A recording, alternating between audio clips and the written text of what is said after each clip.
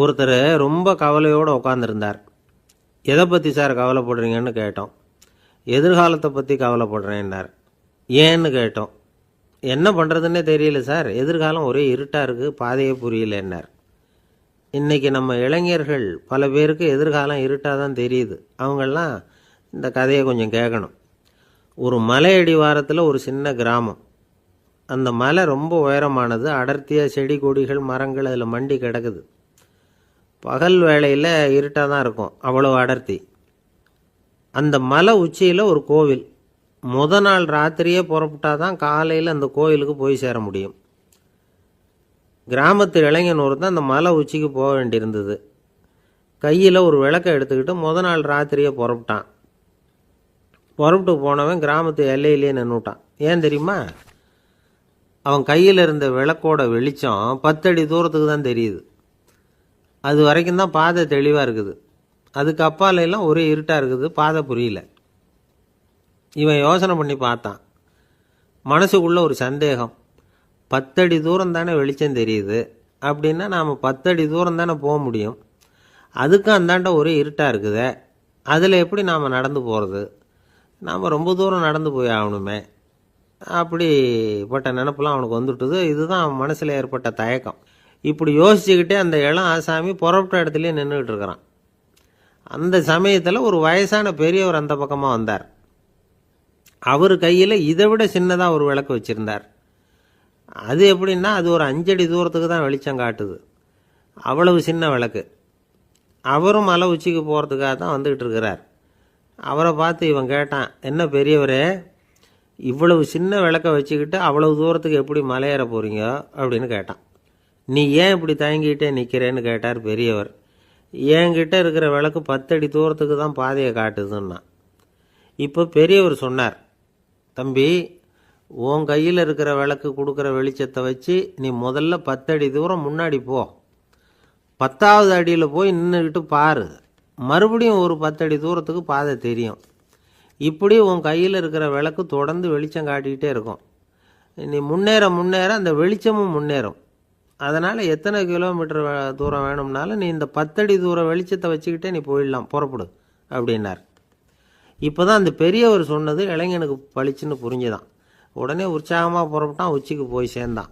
இந்த கதையிலேருந்து நாம் புரிஞ்சிக்க வேண்டியது என்ன தெரியுமா? நீண்ட கால திட்டம் ஒன்று போடும் பொழுது நமக்கு முன்னாடி இருக்கிறத மறந்துட்டு மனசை போட்டு குழப்பிக்கக்கூடாது.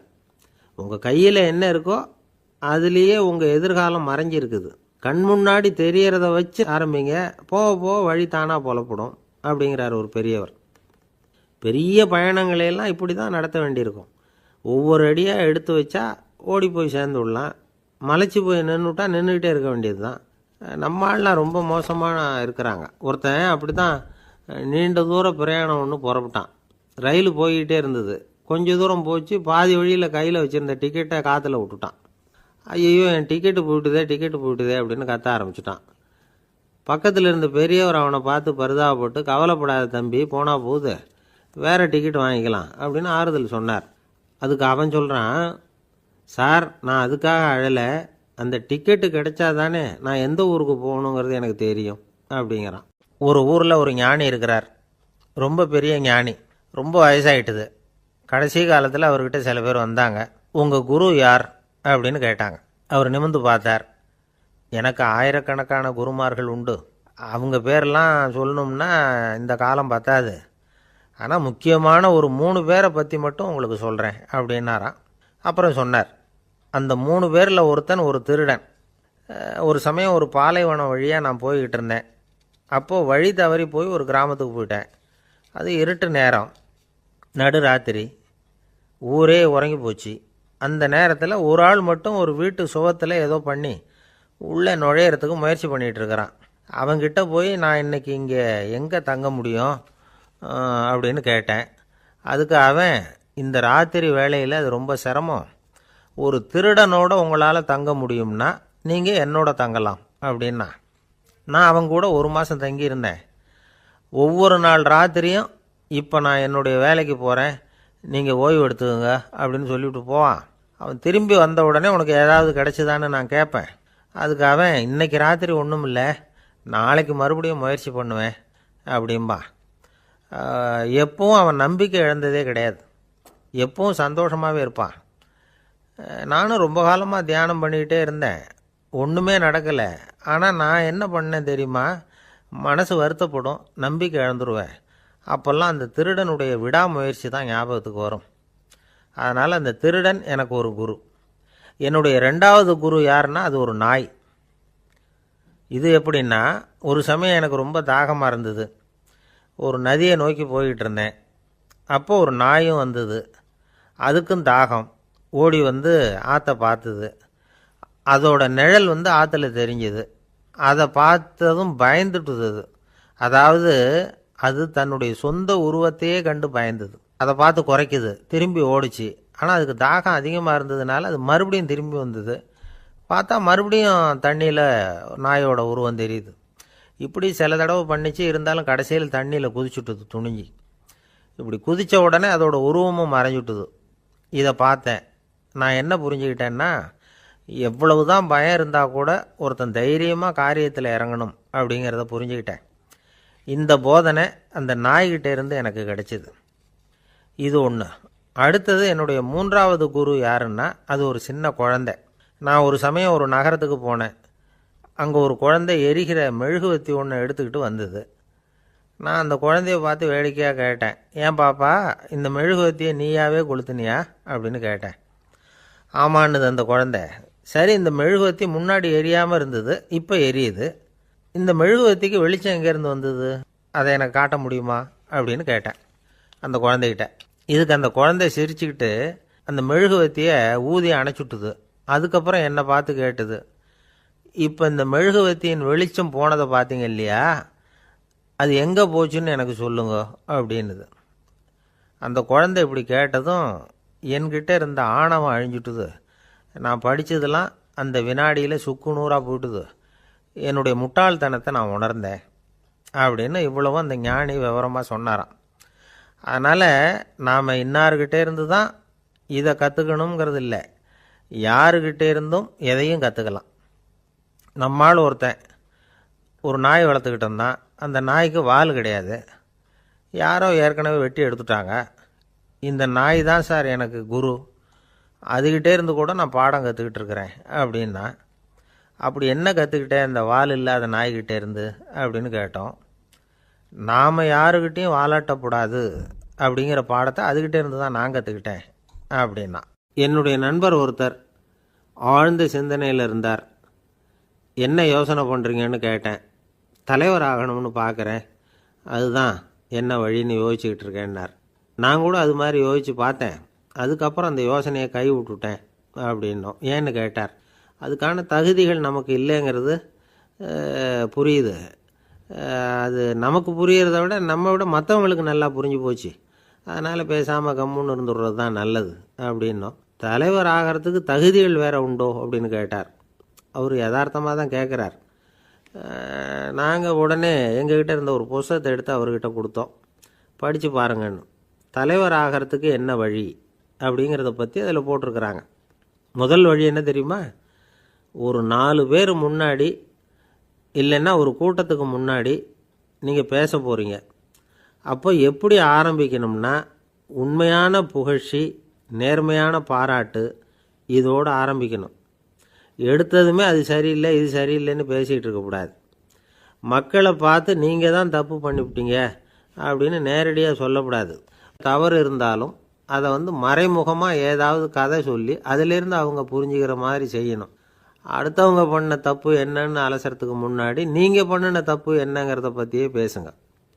எதுக்கும் நேரடியாக உத்தரவு போட்டுக்கிட்டு இருக்கக்கூடாது. இதை நீங்கள் செய்யணும் அப்படின்னு சொல்கிறதுக்கு பதிலாக நீங்கள் இப்படி செஞ்சால் எப்படி இருக்கும் அப்படின்னு கேள்வி மாதிரி கேட்கணுமா. இப்படி கேட்டால் அது உத்தரவு மாதிரி தெரியாதான். அடுத்தவங்க மரியாதையை காப்பாற்றுறது மாதிரி பேசணுமா. உங்கள் பேச்சு இன்னொருத்தரை அவமானப்படுத்துறது மாதிரி இருக்கக்கூடாதான். ஏண்டா இவங்கிட்ட போய் மாட்டிக்கிட்டோம்னு யாரும் நினச்சிடக்கூடாது. ஒவ்வொரு சின்ன வளர்ச்சியையும் பாராட்டணும். வெற்றி சாதாரணமாக இருந்தாலும் பாராட்டாமல் இருந்துடக்கூடாது. பாராட்டும் பொழுது தாராளமாக இருக்கணும், குறை சொல்லும் பொழுது கவனமாக இருக்கணும். வாய்க்கு வந்தபடி பேசிவிட்டா அதுக்கப்புறம் வகையாக மாட்டிக்கிட்டு முழிக்க வேண்டியிருக்கும். நீங்கள் பேசுகிறது இன்னொருத்தருக்கு ஒரு கௌரவத்தையும் மரியாதையும் உண்டு பண்ணுறது மாதிரி இருக்கணும். நீங்கள் பேசுகிறது அடுத்தவங்களுக்கு இருக்கிற கொஞ்ச நெஞ்ச மரியாதையும் எடுத்து விடுறது மாதிரி இருக்கக்கூடாது. உங்கள் பேச்சை கேட்டால் கேட்குறவங்களுக்கு ஒரு ஊக்கம் வரணும், உற்சாகம் வரணும். தவறு எதுவாக இருந்தாலும் அதை சுலபமாக திருத்திக்கலாம், சரி பண்ணிக்கலாங்கிறது மாதிரி இருக்கணும் உங்கள் பேச்சு. அடுத்தவங்களை சந்தோஷப்படுத்துங்க. உங்கள் யோசனையை கேட்டு நடந்துக்கிறதுனால அந்த சந்தோஷம் அவங்களுக்கு கிடைக்கணும். இந்த தகுதியெல்லாம் உங்ககிட்ட இருந்தால் நீங்கள் ஒரு சிறந்த தலைவராகலாம் அப்படின்னு அந்த புஸ்தகத்தில் போட்டிருக்குது. இந்த காலத்தில் தலைவர் ஆகிறதுக்கு வேறு சில தகுதிகள்லாம் கூட தேவைப்படுது. ஒரு புள்ள தன்னுடைய அப்பா கிட்ட, அப்பா உன்ன மாதிரியே நானும் அரசியலில் சேரணும், தலைவர் ஆகணும்னு ஆசைப்படுறேன், இன்னையிலேருந்து எனக்கு அரசியல் பாடம் கற்றுக் கொடு அப்படின்னு கேட்டிருக்கான். அவரும் சரின்னு சொல்லிவிட்டு ஒரு பெரிய ஏணியை எடுத்துகிட்டு வந்தாராம். ஒரு செவுத்தில் சாத்தினார். இந்த ஏணியில் ஏறி உயர போய் அங்கே பரன் மேலே இருக்கிற ஒரு புத்தகத்தை எடுத்துகிட்டு வாடான் இருக்கார்.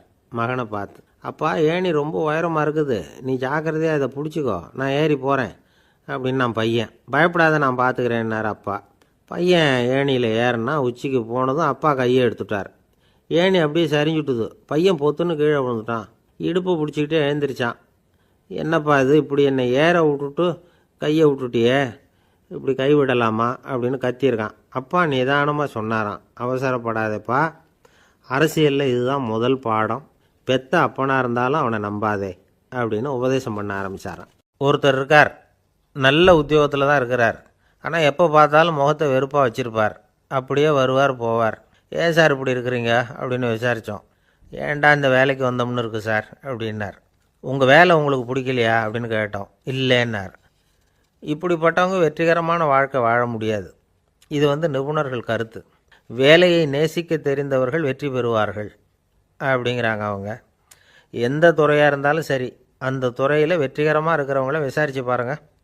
எனக்கு என்னுடைய வேலை ரொம்ப பிடிக்கும் அப்படின்னு சொல்கிறவங்களாக தான் இருப்பாங்க. அப்படி இருந்தால் தான் அது வெற்றிகரமாக இருக்க முடியுது அவங்களால.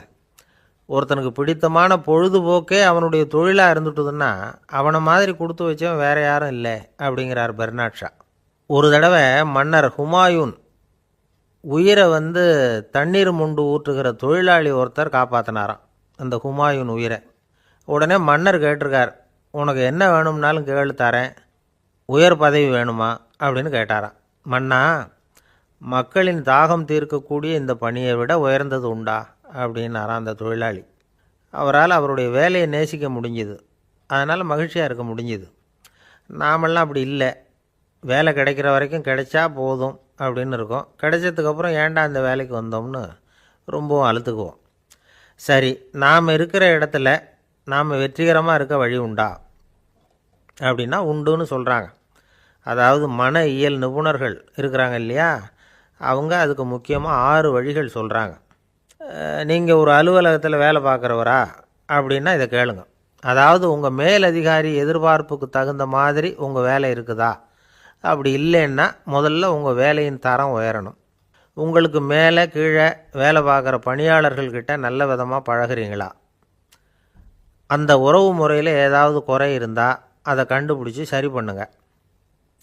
நம்பிக்கைக்கு உரியவர் அப்படின்னு நீங்கள் பேர் எடுக்கணும். நீங்கள் எடுக்கிற முடிவு நல்ல முடிவாக தான் இருக்கும் அப்படின்னு அடுத்தவங்க சொல்லணும். உங்கள் தோற்றத்துக்கு முக்கியத்துவம் கொடுங்க. இது மனம் உடல் ரெண்டும் சம்மந்தப்பட்டது. அதனால் மனசையும் ஆரோக்கியமாக வச்சுருக்கணும், உடம்பையும் ஆரோக்கியமாக வச்சுருக்கணும். உங்களுடைய நிர்வாகம் செயல்படுற விதத்தை நல்லா புரிஞ்சு வச்சுக்கணும். உங்களுடைய நிர்வாகம் இப்போ ஒரு காரியம் செய்யுதுன்னு வச்சுங்க, ஏன் அப்படி செய்யுது, எதுக்காக அப்படி செய்யுது, அதனுடைய குறிக்கோள் என்ன, அது நீடிக்கிறதுக்கு காரணம் என்ன, இதையெல்லாம் தெரிஞ்சுக்கணும். சிரிப்புக்கு வஞ்சகம் பண்ணக்கூடாது, நல்லா சிரிக்கணும், அப்போ தான் அது திரும்ப கிடைக்கும். கடந்த கால தோல்வியை பற்றி கவலைப்படக்கூடாது. முதலாளி விருப்பம் தெரிஞ்சு நடந்துக்கிறது நல்லது தான். அதுக்காக காக்கா பிடிக்கணுங்கிற அவசியம் இல்லை. உங்களுக்கு ஒரு பொறுப்பான வேலை கிடைக்குது, உடனே சத்தம் குழப்பம் அப்படின்னு சூழ்நிலையை இறுக்கமாக ஆக்கிடக்கூடாது. எந்த சூழலையும் இயல்பாக கையாளக்கூடியவர் அப்படிங்கிறத காட்டணும். இதெல்லாம் உங்கள் துறையில் நீங்கள் வெற்றி பெற நிபுணர்கள் சொல்கிற யோசனைகள். இவ்வளவு விவரமும் சொல்லிவிட்டு ஒருத்தரை பார்த்து கேட்டோம், இப்போ சொல்லுங்கள், நீங்கள் செய்கிற வேலை உங்களுக்கு பிடிச்சிருக்குதா அப்படின்னோம். ரொம்ப ரொம்ப பிடிச்சிருக்குது அப்படின்னார். சரி, என்ன செஞ்சிட்ருக்குறீங்க அப்படின்னு கேட்டோம். சும்மா தான் இருக்கிறேன் அப்படின்னார் அவர். சில பேரை இப்படி சொல்கிறது உண்டு, அடுத்தவங்களை அனுசரித்து நடந்துக்க தெரியல, அவன் என்ன சார் மனுஷன் அப்படிம்பாங்க. சக மனிதர்களோடு எப்படி பழகிறது அப்படின்னு தெரியாததுனாலேயே பல பேர் இன்றைக்கி சங்கடப்பட்டுக்கிட்டு இருக்கிறாங்க. வசதி வாய்ப்பெல்லாம் சரியாக இருக்கும், ஆனால் வாழ்க்கை சரியாக இருக்காது. இன்னொருத்தர்கிட்ட எப்படி பேசுறது பழகிறதுங்கிறது தெரியாததுனால தான் இந்த அவஸ்தை. சரி, இந்த அவஸ்தை இல்லாமல் வாழறது எப்படி? இதுக்கு அனுபவசாலிகள் சில வழிமுறைகளை சொல்கிறாங்க. அதெல்லாம் என்னென்னங்கிறத இப்போ தெரிஞ்சுக்குவோம். முதல்ல நம்ம நாக்கு நம்ம கண்ட்ரோலில் இருக்கணும். வார்த்தைகளை கொட்டிவிட்டு அதுக்கப்புறம் அள்ள முடியாமல் கடந்து கஷ்டப்படக்கூடாது. எப்படி பேசுகிறோங்கிறதும் முக்கியம், பேசுகிறப்ப எப்படி முகத்தை வச்சுருக்கிறோங்கிறதும் முக்கியம். அன்பாக பேசினாலும் நல்லாயிருக்கும். அப்படி பேசுகிறப்ப ஆதரவாக அவர் தோள் மேலே ஒரு கையை போட்டுக்கிட்டு பேசினா இன்னமும் நல்லாயிருக்கும். ரெண்டாவது விஷயம், இன்னொருத்தர்கிட்ட பேசுகிறப்போ வாக்குறுதிகளை அள்ளி வீசக்கூடாது. கொடுக்குற வாக்குறுதி குறைச்சலாக இருக்கணும். அப்படி கொடுத்த வாக்குறுதியை கண்டிப்பாக நிறைவேற்றணும். நாம் ஒருத்தரை பாராட்டுறோம் அல்லது அவரை பற்றி அபிப்பிராயம் சொல்கிறோம்னா அது ஆக்கப்பூர்வமாக இருக்கணும். நம்ம பாராட்டு அல்லது விமர்சனம் அடுத்தவருடைய முன்னேற்றத்துக்கு உதவுறது மாதிரி இருக்கணும். நாம் சொல்கிறத கேட்டுட்டு அவன் தலையில் கையை வச்சுட்டு உட்காந்துடக்கூடாது. எப்பவும் உற்சாகமாக இருக்கணும், முகம் மலர்ச்சியாக இருக்கணும். மனுஷன் இருந்தால் வருத்தம், கவலை, ஏமாற்றம் எல்லாம் இருக்க தான் செய்யும். அதெல்லாம் மனசில் இருக்கட்டும். அந்த வருத்தமும் கவலையும் ஏமாற்றமும் சேர்ந்துக்கிட்டு நம்ம முகத்தில் இருக்கிற மலர்ச்சியை மூடி மறைக்கிறதுக்கு நாம் இடம் கொடுத்துடக்கூடாது. எந்த விஷயத்தை பற்றி யாருக்கிட்ட பேசினாலும் வெளிப்படையாக பேசணும், திறந்த மனசோடு பேசணும். மூடி மறைச்சி முன்னு மூழ்கிக்கிட்டு இருக்கக்கூடாது. இன்னொருத்தர்கிட்ட பேசுகிறப்போ விவாதம் பண்ணுங்க, அது தப்பு இல்லை. ஆனால் வாதாடிக்கிட்டு இருக்கக்கூடாது. அதாவது என்ன சொல்கிறாங்கன்னா, டிஸ்கஸ் பண்ணலாம், ஆர்கியூ பண்ணக்கூடாதான். நம்மக்கிட்ட இருக்கிற நல்ல குணங்களை நாம் எடுத்து சொல்லிகிட்டு இருக்கக்கூடாது. அந்த நல்ல குணங்களே நம்மளை பற்றி எடுத்து சொல்லணும், அது மாதிரி நடந்துக்கணும். அதே மாதிரி அடுத்தவங்க கிட்ட உள்ள கெட்ட குணங்களை பற்றி அவசியம் இல்லாமல் நாம் பேச வேண்டியதில்லை. உங்களை பற்றி யாராவது தப்பாக பேசுகிறாங்களா, அப்படி அவங்க பேசுகிறதுல உண்மை இல்லையா அப்படின்னா அதை நீங்கள் பொருட்படுத்த வேண்டியதில்லை, விட்டுடலாம். அது தானாக போயிடும். ஒரு 4-5 பேரோட பேசிக்கிட்டு இருந்தீங்கன்னா எல்லாருக்கும் முக்கியத்துவம் கொடுங்க, யாரையும் அலட்சியப்படுத்தாதீங்க. தமாஷா பேசலாம், ஆனால் அவங்க தமாஷ் அடுத்தவங்களை கேலி பண்ணுறதா இருக்கக்கூடாது. நமக்கு கிடைக்க வேண்டியது கிடைக்கலையே அப்படிங்கிற தவிப்பு நம்மக்கிட்ட இருக்கக்கூடாது, அது தேவையில்லை. உங்கள் செயல்பாடுகள் தெளிவாக இருக்கட்டும், பாராட்டு தானாக அவங்கள தேடிட்டு வரும். இன்னொரு மனுஷனுடைய மனசில் கௌரவமான ஒரு இடத்த பிடிக்கணும்னா நாம் இந்த குணத்தையெல்லாம் நம்மக்கிட்ட வளர்த்துக்கணும். இதெல்லாம் அனுபவசாலிகள் சொல்லியிருக்கிற குறிப்புகள். இந்த குறிப்புகளை சரியாக புரிஞ்சுக்கணும், அது முக்கியம். தப்பாக புரிஞ்சுக்கிட்டா என்ன ஆகும் தெரியுமா? இதை கேளுங்க. ஒருத்தர் வந்தார், சார் அடுத்தவங்க தோள் மேலே கையை போட்டுக்கிட்டு அன்பாக பேசணும்னு சொன்னீங்க, அப்படி தான் பேசினேன். அவர் முதுகை கூட தட்டி கொடுத்தேன், என் வேலை போயிட்டுது சார், வீட்டுக்கு அனுப்பிச்சிட்டாங்க அப்படின்னார். யாருக்கிட்ட அப்படி பேசுனீங்கன்னு கேட்டோம். என் முதலாளிகிட்ட சார் அப்படிங்கிறார் ரொம்ப சோகமாக. ஒரு அரசனும் அமைச்சரும் ஒரு நாள் ரொம்ப சாவகாசமாக பேசிக்கிட்டு இருந்தாங்களாம். அரசன் அமைச்சரை பார்த்து ஒரு கேள்வி கேட்டிருக்கார். ஏங்க அமைச்சரே, ஆசை இல்லாத ஒரு மனுஷனால் இருக்க முடியுமா அப்படின்னு. ஏன் முடியாது, துறவி அப்படிங்கிறவங்கெல்லாம் அப்படிப்பட்டவங்க தானே அப்படின்னாராம் அமைச்சர். அவங்கெல்லாம் உண்மையிலேயே ஆசையை விட்டவங்க தானா அப்படின்னு கேட்டாராம் ராஜா. அப்படி தான் இருக்கணும் அப்படின்னாராம் அமைச்சர். அப்படின்னா ஆசையே இல்லாத ஒரு உண்மையான துறவியை நான் பார்க்கணுமேன்னார். அது என்ன பிரமாதம், அதுக்கு நான் ஏற்பாடு பண்ணுறேன் அப்படின்னு விட்டார் இவர். சொல்லிவிட்டு உடனே புறப்பட்டு போனார். அங்கங்கே தேடினார். அப்புறம் தான் அவருக்கு புரிஞ்சுது உண்மை துறவியை கண்டுபிடிக்கிறது எவ்வளவு கஷ்டமான காரியம்னு. இருந்தாலும் ராஜா கிட்ட சொல்லியாச்சே, உண்மை துறவியை காட்டுறேன்னு. இப்போ என்ன பண்ணுறது? ராஜா கிட்ட சொன்னபடி நடக்கலைன்னா அவருக்கு கோபம் வந்துடும். அமைச்சர் ஒரு யோசனை பண்ணார். அவருக்கு ஒரு வழி தெரிஞ்சுது. அதுதான் சரின்னு முடிவு பண்ணார். அதாவது அந்த ஊரில் அவருக்கு தெரிஞ்ச நாடக நடிகர் ஒருத்தர் இருக்கிறார், நல்லா நடிப்பார். அவரை போய் பார்த்தார். இதை பாருப்பா, எனக்காக நீ ஒரு காரியம் செய்யணும்னார். என்னன்னு கேட்டார் அவர். நீ ஒரு துறவி மாதிரி கொஞ்சம் நேரத்துக்கு நடிக்கணும். ராஜா உன்னை பார்த்துட்டு போகிற வரைக்கும் நடி, அது போதும். அதுக்காக உனக்கு 10,000 ரூபா தரேன் அப்படின்னார். அவர் எந்த காலத்தில் இவ்வளவு பணத்தை மொத்தமாக பார்த்துருக்கார். அதனால் உடனே சரின்னு ஒத்துக்கிட்டார். அமைச்சர் அரண்மனைக்கு திரும்பி வந்தார். என்ன அமைச்சரே, இன்னுமா ஒரு உண்மையான துறவி கிடைக்கலன்னார். உண்மையான துறவி ஒருத்தரை இப்போ தான் கொஞ்ச நேரத்துக்கு முன்னாடி பார்த்து பேசிவிட்டு வர்றேன். அவர் நம்ம ஊருக்கு வெளியில் குளத்தங்கரையில் உள்ள ஒரு ஆலமரத்துக்கு அடியில் உட்காந்துருக்கிறார் அப்படின்னார் இவர். அப்படின்னா உடனே புறப்படுங்க அப்படின்னார் ராஜா. பரிவாரங்களோடு புறப்பட்டார். அங்கே அந்த மரத்தடியில் அந்த ஆள் வேஷம் போட்டுக்கிட்டு துறவி மாதிரி உட்காந்துருக்கிறான். ராஜா நேராக போனார். அந்த துறவி காலில் பொத்துன்னு விழுந்து வணங்கினார். உடனே ராணியும் அவர் காலில் விழுந்தாங்க. அடுத்தபடியாக அமைச்சர் விழுந்தார். அவருக்கு தெரியும் இது நம்ம ஆள் தான்னு. இருந்தாலும் என்ன பண்ணுறது, நேரம். அப்புறம் பரிவாரங்கள்லாம் துறவி காலில் விழுந்து ஆசீர்வாதம் வாங்கிட்டாங்க. ராஜா அப்புறமா தங்கத்தட்டில் பொன்னையும் பொருளையும் வச்சு அந்த துறவிக்கிட்ட ரொம்ப பணிவாக நீட்டுறார். தாங்கள் தயவு பண்ணி இதை ஏற்றுக்கணும் அப்படின்னு வேண்டிக்கிட்டார். அந்த துறவி பற்றில்லாமல் அதை பார்த்தார். எல்லாத்தையும் திறந்துவிட்ட எனக்கு இதெல்லாம் எதுக்காக அப்படின்னு சொல்லி அதை மறுத்துட்டாராம். ஆஹா, உண்மையான துறவியை பார்த்துட்டோம் அப்படிங்கிற ஆனந்தம் அரசருக்கு. ரொம்ப நிம்மதியாக திருப்தியாக திரும்பி வந்தார் அரண்மனைக்கு. அதுக்கப்புறம் அமைச்சர் யாருக்கும் தெரியாமல் அந்த துறவிகிட்ட ஓடினார்.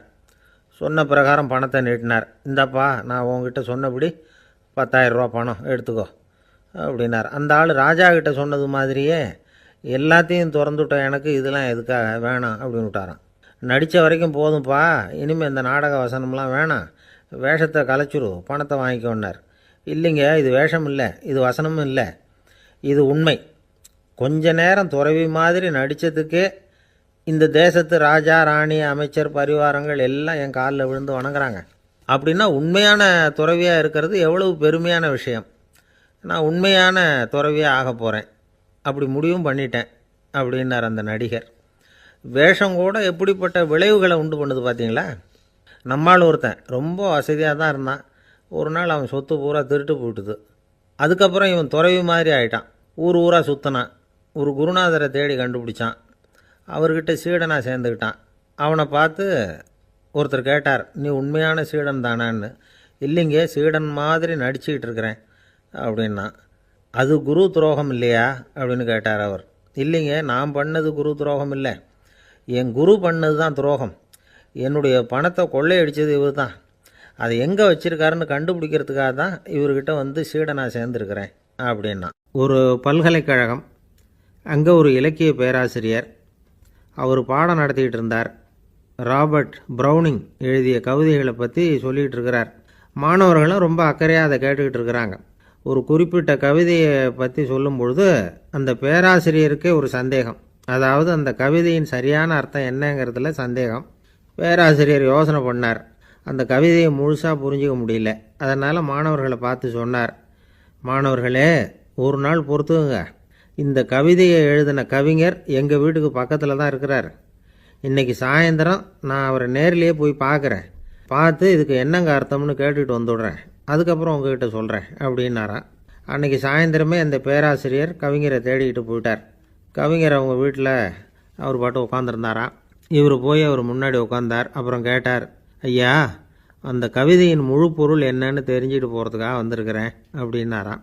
எந்த கவிதை அப்படின்னாராம் அவர். இவர் அந்த கவிதையை சொல்லியிருக்கார். கவிஞர் கொஞ்சம் யோசனை பண்ணிவிட்டு அப்புறம் சொன்னாராம், பேராசிரியரே, நீங்கள் கொஞ்சம் தாமதமாக வந்துட்டீங்கன்னாராம். இவருக்கு ஒன்றும் புரியல. நீங்கள் என்ன சொல்கிறீங்க, நான் தாமதமாக வந்துட்டேன்னா? நீங்கள் தான் உயிரோடு இருக்கிறீங்களே, அப்படி இருக்கும்பொழுது நான் தாமதமாக வந்துட்டேன்னா அது எப்படி அப்படின்னு இவர் குழம்பி இருக்கிறார். இப்போ கவிஞர் சொன்னாராம், ஐயா, நான் உயிரோடு இருக்கிறேன்னா இல்லையாங்கிறது முக்கியம் இல்லை. நான் அந்த கவிதை வரிகளை எழுதினப்போ 2 பேருக்கு அதோட அர்த்தம் தெரிஞ்சிருந்தது. இப்போ ஒரே ஒருத்தருக்கு தான் அதோட அர்த்தம் தெரியும் அப்படின்னாராம். பேராசிரியர் யோசனை பண்ணியிருக்கார். அப்படின்னா அந்த ஒருத்தர் கவிஞர் ராபர்ட் ப்ரௌனிங்கை தவிர வேறு யாராக இருக்க முடியும்? இவர் தான் அப்படிங்கிறத அவர் மனசில் நினச்சிக்கிட்டார். அதனால் சொன்னார், ஐயா, நான் தாமதமாக வரல, அந்த கவிதையின் பொருள் என்ன அது சொல்லுங்கன்னார். பேராசிரியரே, நான் சொல்கிறது உங்களுக்கு புரியலன்னு நினைக்கிறேன். நான் இந்த வரிகள் எழுதினப்போ 2 பேருக்கு அதோட அர்த்தம் தெரிஞ்சிருந்தது. அந்த 2 பேர் யாருன்னா, ஒருத்தர் ராபர்ட் ப்ரௌனிங், அதாவது நான், இன்னொருத்தர் கடவுள். இப்போ அது கடவுளுக்கு மட்டும்தான் தெரியும். நானே இதை பற்றி பல தடவை யோசனை பண்ணி பார்த்தேன். இது ரொம்ப அழகானது, ஆனாலும் ரொம்ப வழுக்கலானது. அதை பிடிச்சிட்டோம்னு நினச்சிக்கிட்டு இருக்கும் பொழுதே காற்று மாதிரி அது உங்ககிட்ட இருந்து ஓடி போயிடுது. எனக்கு ரொம்பவும் வருத்தமாக தான் இருக்குது. நிச்சயமாக நான் தான் இந்த வரிகளை எழுதியிருக்கிறேன். அதில் அர்த்தம் இருக்குங்கிறது எனக்கு தெரியும், அதை நான் உணர்றேன். ஆனால் நீங்கள் என்னை மன்னிக்கணும். எனக்கே கூட அதை என்னால் விளக்க முடியல. அப்படி இருக்கும் பொழுது உங்களுக்கு எப்படி அதை நான் விளக்க முடியும் அப்படின்னாரா அந்த கவிஞர். அனுபவிக்கப்படக்கூடிய எல்லாமே விளக்கப்படக்கூடிய ஒன்றல்ல, விளக்கப்படும் எல்லாமே அனுபவிக்கப்படக்கூடிய ஒன்றல்ல அப்படிங்கிறது ஞானிகளுடைய கருத்து. அதுக்காக தான் அந்த சம்பவம். வாழ்க்கையில் நீங்கள் தொடர்ந்து ஆய்வு செய்து கொண்டே இருக்கக்கூடிய விளக்கங்களை ஒருபோதும் அடைய முடியாத பரிமாணங்கள் இருக்கிறதுனால தான் அது அலுப்பு தட்டாமல் இருக்குது. உங்களால் நிறைய அனுபவிக்க முடியும். இருந்தாலும் நீங்கள் அனுபவித்து அறிந்த விஷயங்கள் கூட வார்த்தைகளால் விளக்கப்பட முடிவதில்லை அப்படிங்கிறது பெரியோர் சிந்தனை. இதெல்லாம் ஒரு பக்கம் இருக்கட்டும்.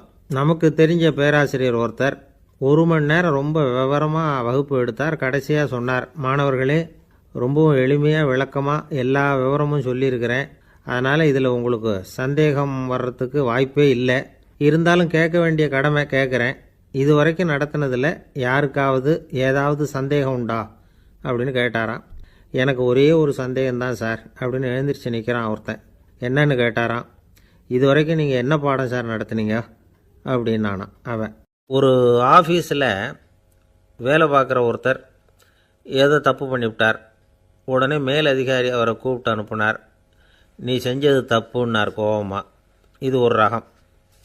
சில அதிகாரிகள் இப்படி நீங்கள் செஞ்சது தப்புன்னு சொல்கிறதில்ல, நீங்கள் செஞ்சது சரி அப்படின்னு சொல்கிறதில்ல. எப்படி சொல்லுவாங்கன்னா, நீங்கள் செஞ்சது சரியில்லைன்னு நான் நினைக்கிறேன் அப்படின்னு சொல்லுவாங்களாம். அதாவது சில பேர் நீங்கள் செஞ்சது தப்புங்கிறாங்க, அதையே மாற்றி சொல்கிறாரு இவர், நீங்கள் செஞ்சது சரியில்லைன்னு நினைக்கிறேன். இது ரெண்டும் அர்த்தம் ஒன்று தான், இருந்தாலும் வார்த்தைகள் வித்தியாசம். நிர்வாக திறமை இல்லாத ஒரு அதிகாரி யூ ஆர் ராங் அப்படின்னு சொல்லுவாராம். நிர்வாக திறமை உள்ள அதிகாரியாக இருந்தால் அதையே கொஞ்சம் மாற்றி I think you are not correct அப்படிம்பாராம். இதுதான் வித்தியாசம்.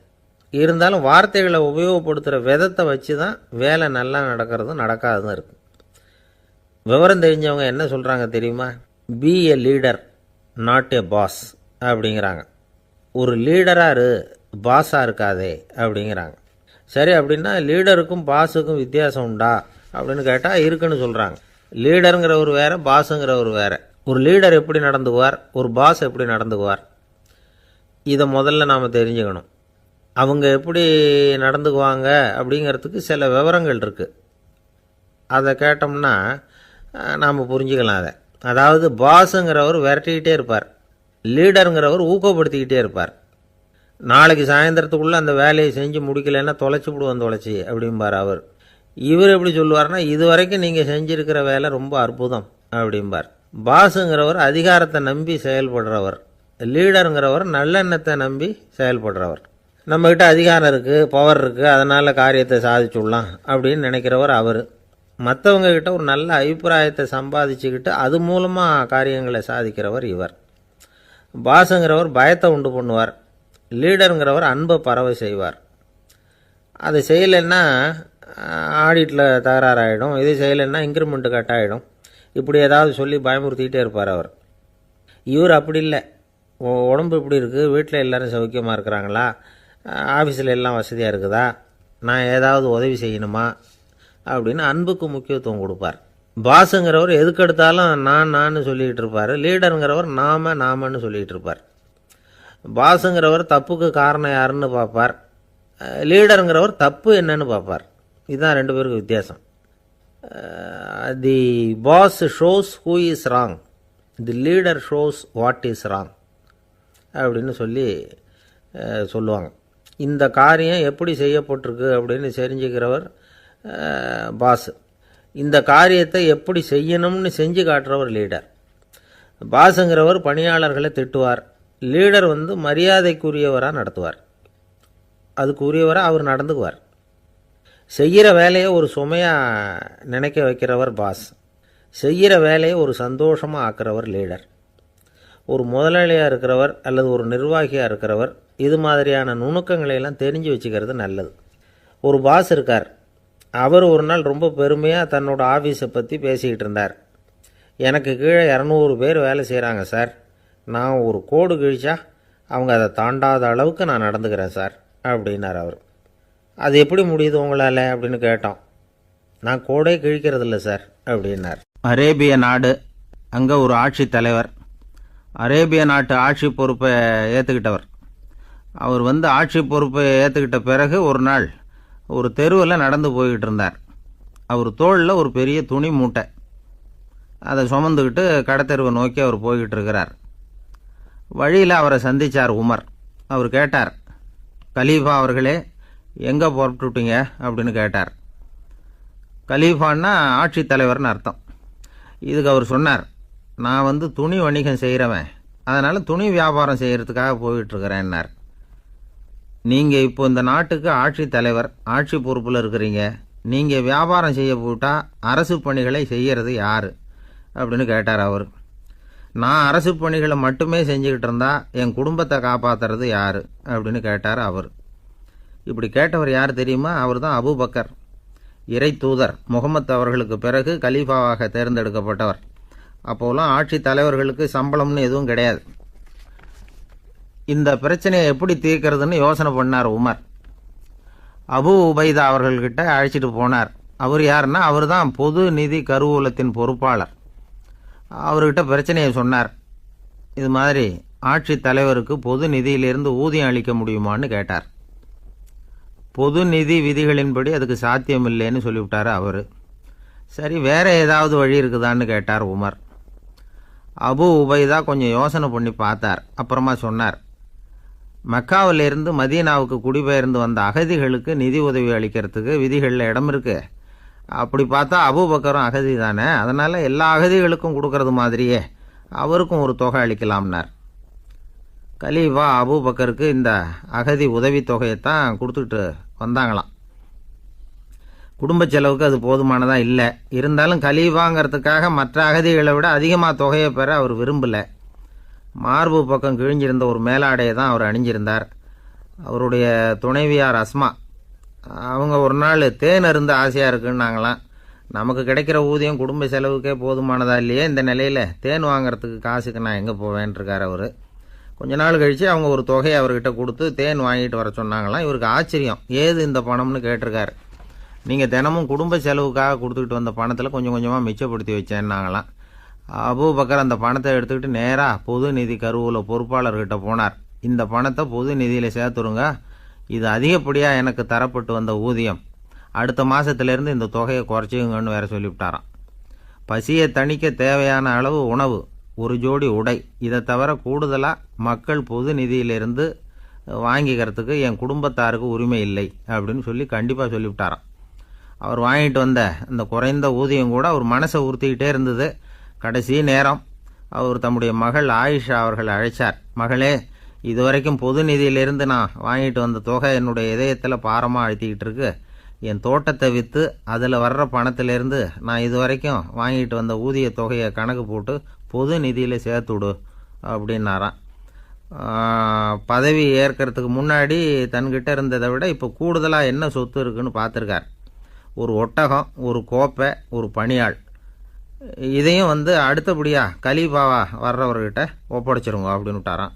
அதே மாதிரி அடுத்து வந்த உமர்கிட்ட ஒப்படைச்சாங்க. அப்போ உமர் சொன்னாராம், அபூபக்கரே, இந்த முன்மாதிரியால் உங்களுக்கு பிறகு இந்த ஆட்சி பொறுப்பை ஏற்கிறவர்களை பெரும் நெருக்கடிக்கு ஆளாகி விட்டீங்க அப்படின்னு சொல்லி ரொம்ப கண் கலங்கினாராம்.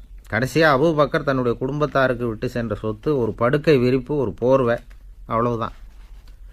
இது சிந்திக்க வேண்டிய ஒரு செய்தி. ஒரு ஊரில் ஒரு மன்னர் இருந்தாராம். அமைச்சர் அவர்கிட்ட சொன்னாராம், மன்னா, நம்ம ராஜ்யத்தில் இனிமே லஞ்ச ஊழலே இருக்காதுன்னாராம். ஆஹா, அப்படின்னா ஊழல் பேர் வழிகளையெல்லாம் நாடு கடத்தியாச்சா அப்படின்னு கேட்டிருக்கார் மன்னர். இதுக்கு அவர், அப்படி இல்லைங்க, இனிமே கொடுக்கறதுக்கு ஜனங்கள்கிட்ட பணமே இல்லை அப்படின்னாராம். இயேசுநாதர்கிட்ட ஒருத்தர் கேட்டாராம், இயேசுவே, என்னை எவ்வளவு நேசிக்கிறீர்கள் அப்படின்னு. அவர் தன்னுடைய இரு கைகளையும் அகல விரித்து இவ்வளவு என்று சொல்லி சிலுவையில் உயிர் நீத்தார் அப்படின்னு சொல்லுவாங்க. அதாவது அந்த நேசிப்புக்கு எல்லை கிடையாது, அதே போல் மன்னிப்புக்கும் எல்லை கிடையாது. இது இயேசுநாதர் சொல்லி கொடுத்த ஒரு பாடம். இயேசுனுடைய சீடர்களில் ஒருத்தன் பீட்டர், அவன் ஒரு நாள் இயேசுநாதர்கிட்ட கேட்டிருக்கான், இயேசுவே, நான் என்னுடைய தம்பிக்கிட்ட அடிக்கடி சண்டை போட்டுக்கிட்டு இருக்கிறேன், என்னுடைய சகோதரன் கூட, அவனை நான் எத்தனை தடவை மன்னிக்கிறது? ஏற்கனவே 7 தடவை அவனை மன்னிச்சுட்டேன் அப்படின்னு சொல்லியிருக்கிறான். அப்போது இயேசு சொன்னாராம், மன்னிக்கிறதுக்கு எத்தனை தடவைங்கிற கணக்கெல்லாம் கிடையாது.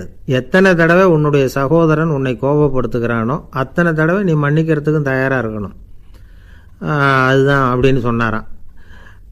அப்போ இவனுக்கு ஒன்றும் புரியல, இது என்ன அவன் தப்பு பண்ணிக்கிட்டே இருப்பான், நாம் மன்னிச்சுக்கிட்டே இருக்கிறதா அப்படிங்கிறது மாதிரி குழப்பமாக இருந்திருக்கிறான். அப்போது இயேசுநாதர் தன்னுடைய சீடன் பீட்டர்கிட்ட ஒரு கதை சொன்னாராம்.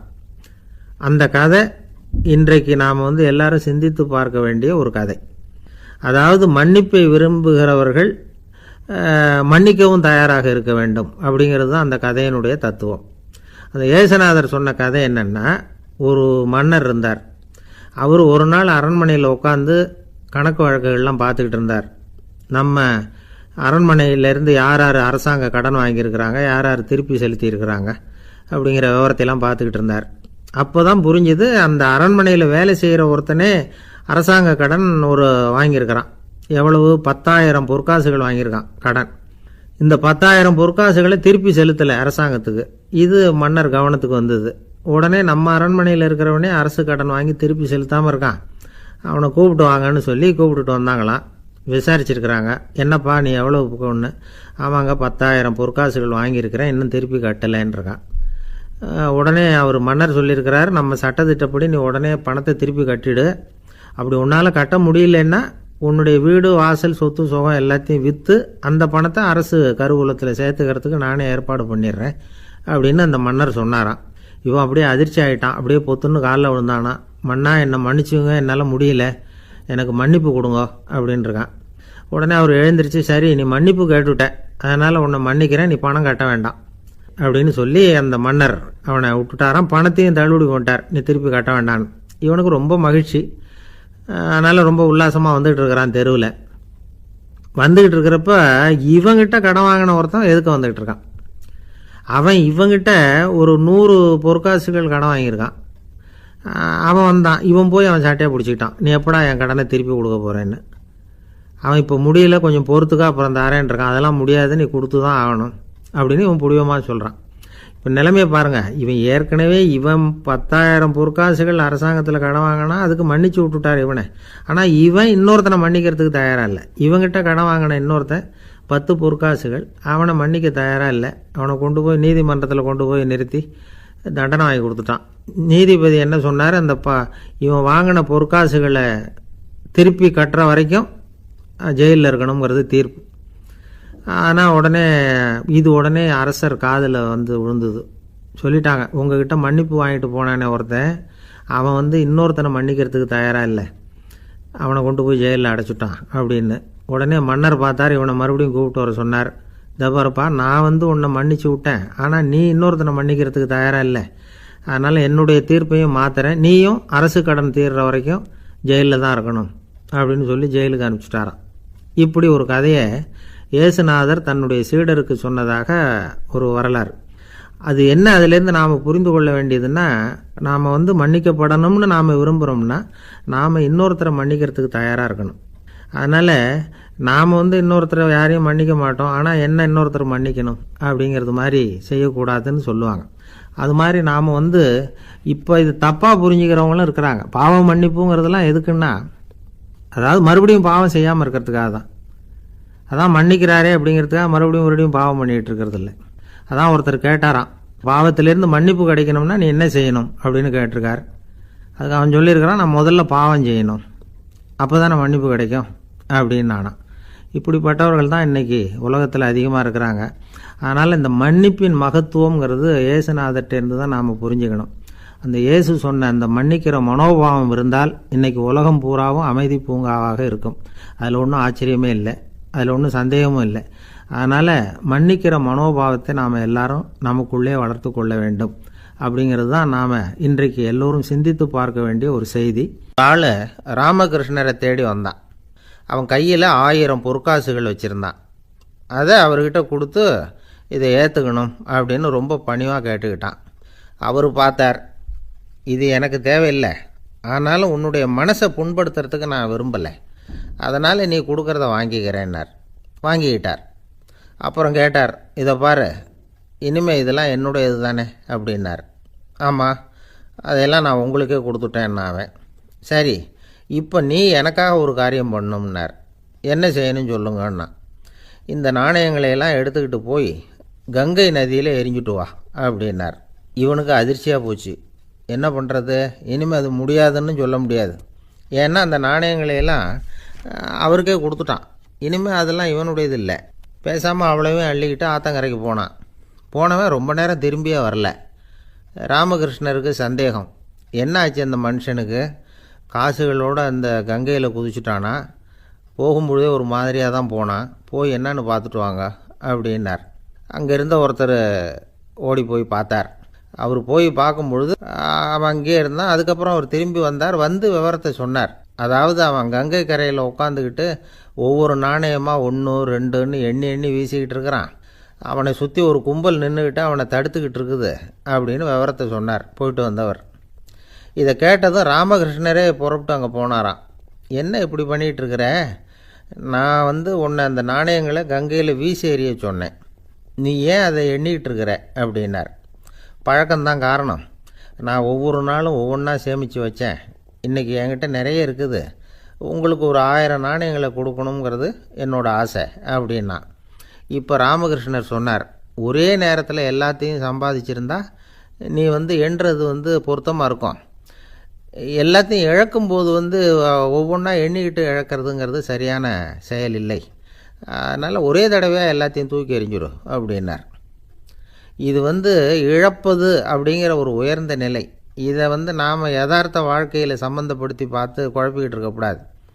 இழக்கிறேன்னு சொல்லிக்கிட்டு இருக்கிற காசையெல்லாம் ஆற்றுலையும் குளத்துலையும் கொண்டு போய் எரிஞ்சிட்டு வாங்க அப்படின்னு உபதேசம் பண்ணுறதாக யாரும் நினச்சிடக்கூடாது. இதில் நாம் புரிஞ்சிக்க வேண்டியது என்னென்னா, எதையாவது ஒன்றை இன்னொருத்தருக்கு கொடுக்கணும் அப்படின்னு விருப்பப்பட்டால் அதை மனப்பூர்வமாக கொடுத்துடணும். கொடுத்துட்டு அதையே நினச்சிக்கிட்டு இருக்கக்கூடாது. நம்மால் ஒருத்தர் ஒரு 100 ரூபா நோட்டை தன்னுடைய நண்பர் ஒருத்தர்கிட்ட கொடுத்து, இது உனக்கு தான் வச்சுக்கோ அப்படின்னார். அவர் பார்த்தார். இது இனிமேல் எனக்கு தானே சொந்தம் அப்படின்னார். ஆமான்னார் அவர். அப்படின்னா எனக்காக நீ ஒரு உதவி செய்யணும்னார். சொல்லுங்கள் செய்கிறேன்னார் அவர். இந்த 100 ரூபா நோட்டை தீ வச்சு கொளுத்தி விடுன்னார். இவர் அதிர்ச்சியாகி அவரை பார்த்தார். இப்போ அவர் சொன்னார், நீ எனக்கு அன்பாக கொடுத்தது இது. இந்த நோட்டு கள்ள நோட்டுங்கிறது எனக்கு முன்னாடியே தெரியும். சீக்கிரம் கொளுத்தி விடு, அதுதான் நம்ம 2 பேருக்குமே நல்லது அப்படின்னாராம் அவர். நம்பிக்கை இல்லைன்னா இந்த உலகத்தில் நாம் நடமாடவே முடியாது. அவநம்பிக்கையோடு இருந்துக்கிட்டு இருந்தால் என்றைக்கும் அவஸ்தை தான். நாம் நம்புறது நடக்குதோ இல்லையோ அது வேறு விஷயம். ஆனால் எதையும் நம்பி தான் நாம் அடி வைக்க வேண்டியிருக்கு. வேறு ஒன்றும் வேணாம், ஒரு லாட்ரி சீட்டு வாங்குகிறோம். அது எங்கே நமக்கு விழப்போகுது அப்படிங்கிற அவநம்பிக்கையோடவா வாங்குகிறோம்? பரிசு நமக்கு தான் அப்படிங்கிற நம்பிக்கை உள்ளூர இருக்கிறதுனால தான் அதை வாங்குகிறோம். இருந்தாலும் முடிவு வேறு மாதிரி ஆகிடுது. அதுக்காக மனசு சோர்ந்து போகிறதில்ல. அடுத்த மாதமும் சீட்டு வாங்குகிறோம். இந்த நம்பிக்கை தான் மனித வாழ்க்கைக்கு ஆதாரம். ஒரு கடையில் போய் டீ சாப்பிட்றீங்க. அந்த டீ நல்ல டீ தானா, அதில் விஷம் கலந்துருக்குமா அப்படிங்கிற சந்தேகம் வந்துட்டுதுன்னு வச்சுங்க. அதுக்கப்புறம் அதை எப்படி நீங்கள் சாப்பிட முடியும்? நம்பி தான் சாப்பிட்ணும். ரயில் ஒழுங்காக போய் சேருங்கிற நம்பிக்கை இருக்கிறதுனால தான் அதில் ஏறி உட்காடுறோம். லெட்டர் ஒழுங்காக போய் சேருங்கிற நம்பிக்கை இருக்கிறதுனால தான் பெட்டியில் போடுறோம். சரி, நம்ம கதையெல்லாம் நம்மளோட இருக்கட்டும். மனித நம்பிக்கை எந்த அளவுக்கு உறுதியாகவும் அறிவுபூர்வமாகவும் இருக்கணுங்கிறதுக்கு அலெக்சாண்டர் வாழ்க்கையில் நடந்த ஒரு சம்பவத்தை உதாரணமாக சொல்லலாம். இந்த உலகத்தையே ஜெயிக்கணும்னு புறப்பட்டார் அலெக்சாண்டர். ஒரு கட்டத்தில் அவர் சிட்னஸ் நதி கரைக்கு சேர்ந்தார். அந்த சமயத்தில் அவருக்கு கடுமையான நோய் வந்துட்டுது. அவர் கூடவே வந்திருந்த கிரேக்க வைத்தியர்கள் என்னென்னமோ முயற்சியெல்லாம் பண்ணி பார்த்தாங்க. இருந்தாலும் அலெக்சாண்டருக்கு வந்திருக்கிறது என்ன நோய்ங்கிறத அவங்களால கண்டுபிடிக்க முடியல. ஏன்னா அந்த பகுதியில் உள்ளவங்களுக்கு மட்டுமே அதிகமாக வரக்கூடிய ஒரு வினோதமான நோயாக இருந்தது அது. ஆனால் அவர் இருக்கிற இடம் எதிரியோட இடம், பாரசீக மன்னனோட ஆளுகைக்கு உட்பட்ட இடம். என்ன பண்ணுறது அப்படின்னு எல்லாரும் யோசனை பண்ணாங்க. பாரசீக மன்னனோட அரண்மனையில் இருக்கிற வைத்தியர் வந்தால் இந்த நோயை குணப்படுத்தி விடுவார் அப்படின்னு சொன்னாங்க. இருந்தாலும் எதிரியோட நாட்டில் இருக்கிற வைத்தியரை கூப்பிட்டு எப்படி நம்பி வைத்தியம் பார்க்க சொல்கிறது அப்படின்னு சொல்லி எல்லோரும் தயங்கினாங்க. ஆனால் அலெக்சாண்டர் தயங்கலை. பரவாயில்ல, அழைச்சிட்டு வாங்கன்னு விட்டார். உடனே அவரை போய் அழைச்சிட்டு வந்துட்டாங்க. அவர் வந்தார். அலெக்சாண்டர் உடம்பை பரிசோதனை பண்ணி பார்த்தார். சரி, இதை குணப்படுத்தி விடலாம், பயப்பட வேண்டியதில்லை. ஆனால் இதுக்கு ஒரு மூலிகை ரசம் தயார் பண்ணி கொடுக்கணும். நான் போய் அதை தயார் பண்ணிவிட்டு 2 நாளில் திரும்பி வந்துடுறேன் அப்படின்னு சொல்லிவிட்டு போனார் அந்த வைத்தியர். அதே மாதிரி 2 நாளில் திரும்பி வந்தார் மூலிகை ரசத்தோட. இதுக்கு இடையில் அலெக்சாண்டரோட தளபதிகளில் ஒருத்தர் ரகசியமாக ஒரு எச்சரிக்கை கடிதம் கொடுத்து அனுப்பியிருக்கிறான். அதை வாங்கி என்ன விஷயம்னு பார்த்தார். இப்போ உங்ககிட்ட வந்திருக்கிற எதிரி நாட்டு வைத்தியரை நம்பாதீங்க. அவன் கொண்டுகிட்டு வந்திருக்கிற மூலிகை ரசத்தில் விஷம் கலந்துருக்குது அப்படின்னு அதில் எழுதியிருக்கு. அதை பார்த்தார் அலெக்சாண்டர். இருந்தாலும் கொஞ்சம் கூட அலட்டிக்கலை. வைத்தியர் கொடுத்த மருந்தை வாங்கி கடகடன்னு குடிச்சுட்டு அதுக்கப்புறம் அந்த கடிதத்தில் இருந்த விஷயத்தை அந்த வைத்தியர்கிட்ட சொன்னார். வைத்தியர் திகைச்சு போயிட்டார். தன் மேலே அலெக்சாண்டர் வச்சிருக்கிற நம்பிக்கையை பார்த்து அவருக்கு ரொம்ப வியப்பு. வைத்தியர் உண்மையிலேயே நல்ல மருந்து தான் கொண்டுட்டு வந்து கொடுத்துருக்கிறார், அதில் விஷம்லாம் எதுவும் கலக்கலை. அதுக்கப்புறம் அலெக்சாண்டர் அந்த வைத்தியரை பார்த்து சொன்னாராம், நம்பிக்கைங்கிற அச்சாணியை ஆதாரமாக வச்சுக்கிட்டு தான் இந்த உலகம் சுற்றிக்கிட்டு இருக்குது. எனக்கு எதிரியாக இருந்தாலும் பாரசீக மன்னர் ரொம்ப பெரியவர். அப்பேற்பட்ட மன்னருடைய அரண்மனை வைத்தியர் தொழில் நேர்மை இல்லாதவராக இருக்க மாட்டார். அப்படி இருந்தால் அவரை அரண்மனை வைத்தியராக வச்சிருக்கவே மாட்டாங்க அப்படின்னு நம்பினேன். என்னுடைய நம்பிக்கை வீண் போகலை அப்படின்னாராம். இதுதான் மானுட நம்பிக்கைங்கிறது. இந்த காலத்துலேயும் இது மாதிரி இந்த மானுட நம்பிக்கையை ரொம்பவும் சாமர்த்தியமாக கையாளுகிற கெட்டிக்காரங்க சில பேர் இருக்கிறாங்க. இந்த காலத்து குரு, அவருக்கு ஒரு சிஷ்யன். குரு முன்னாடி அந்த சிஷ்யன் ரொம்ப பணிவாக நின்று, குருவே, உங்கள் கையால் விஷத்தை கொடுத்தாலும் அதை வாங்கி மடமடன்னு குடிச்சிருவேன் அப்படின்னா. உன்னுடைய குரு பக்தியை மெச்சினேன் அப்படின்னார் குரு.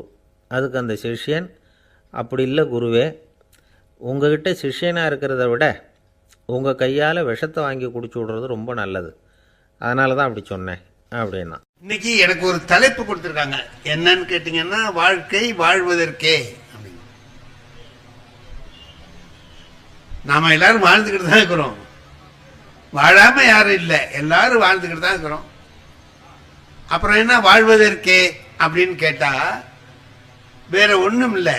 நாம யாராவது பார்க்கிறோம், நம்ம நண்பர்களை ஒருத்தரை பார்க்கிறோம், கேட்கிறோம், ஐயா எப்படி இருக்கீங்கன்னு. ஏதோ இருக்கேன். ஆனா இன்னொருத்தர் என் நண்பர் சொன்னார், உங்க புண்ணியத்துல இருக்கிறேன் பாரு. அது இரவு வாங்கி, என் புண்ணியத்தை அவர் இரவு வாங்கி அவர் சொல்ல. நான் சொன்னேன், என்கிட்டயே அது ஸ்டாக்ல இல்லையா, புண்ணியம் என்கிட்ட பாவம் தான் இருக்கு, வேணா அதுல ஒரு பங்கு கொடுக்கலாம் அப்படின்னு சொல்லி. அந்த மாதிரி வாழும்பொழுது நிறைவு இல்லாதவங்க மாதிரி காட்டுறாங்க. ஏதோ வாழ்க்கையில சந்தோஷம் இல்லாதது போலவோ கஷ்டப்படுறது மாதிரியும் அப்படிலாம் நினைச்சு காட்டக்கூடியவங்க ரொம்ப பேர் இருக்கிறாங்க. ஆனா திருவள்ளுவர் சொல்றார், வாழ்க்கை வாழ்றதுக்கு தான்யா, தினம் தினம் கஷ்டப்படுறதுக்கு இல்ல. ஏன் கஷ்டமா தானே இருக்கு அப்படின்னா, கஷ்டப்பட்டாதானே சௌரியத்தை அடையலாம். இப்போ ஒரு பெரிய பூந்தோட்டம் நமக்கு வேணும், பூக்கள் பூத்து குலுங்கிறத நாம பார்க்கணும். என்ன செய்யணும்? தோட்டத்தை உருவாக்கணும், கொத்தணும், விதை போடணும், தண்ணி ஊற்றணும். இந்த மாதிரி எல்லாம் செஞ்சா பூத்து குலுங்கிறத நம்ம பார்க்கலாம். அந்த கொத்துற போதும் தண்ணி ஊத்துற போதும் ஐயோ நான் கஷ்டப்படுறேன்னு சொல்லக்கூடாது. எதுக்கு கஷ்டப்படுறோம்? நல்லா இருக்கிறதுக்காக கஷ்டப்படுறோம், பார்த்து ரசிக்கிறதுக்காக கஷ்டப்படுறோம். அந்த எண்ணம் நமக்கு வந்துடுதுன்னா நாம படுற கஷ்டம் ஒரு கஷ்டமா தெரியாது. நீ எதுக்குடா இருக்கிற அப்படின்னு கேட்டாக்கா, இன்னதுக்கு இருக்கிறேன்னு சொல்ல நமக்கு தெரியணும். இப்ப எங்க போறீங்கன்னு கேட்டா எங்கேயோ போறேங்கிறான்.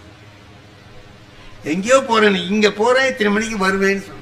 நான் ஒரு நண்பர் வீட்டில் போய் அவரை சாப்பிட கூப்பிட்டு வரலாம் வீட்டுக்கு விருந்துக்கு இன்னைக்கு அப்படின்னு நினைச்சிட்டு போனேன். அவர் இல்லை, அந்த அம்மா இருந்துச்சு, அவர் மனைவி. அவங்ககிட்ட எங்க அவன் அப்படின்னு கேட்டேன். அது எங்க போச்சோ அப்படின்னு. அது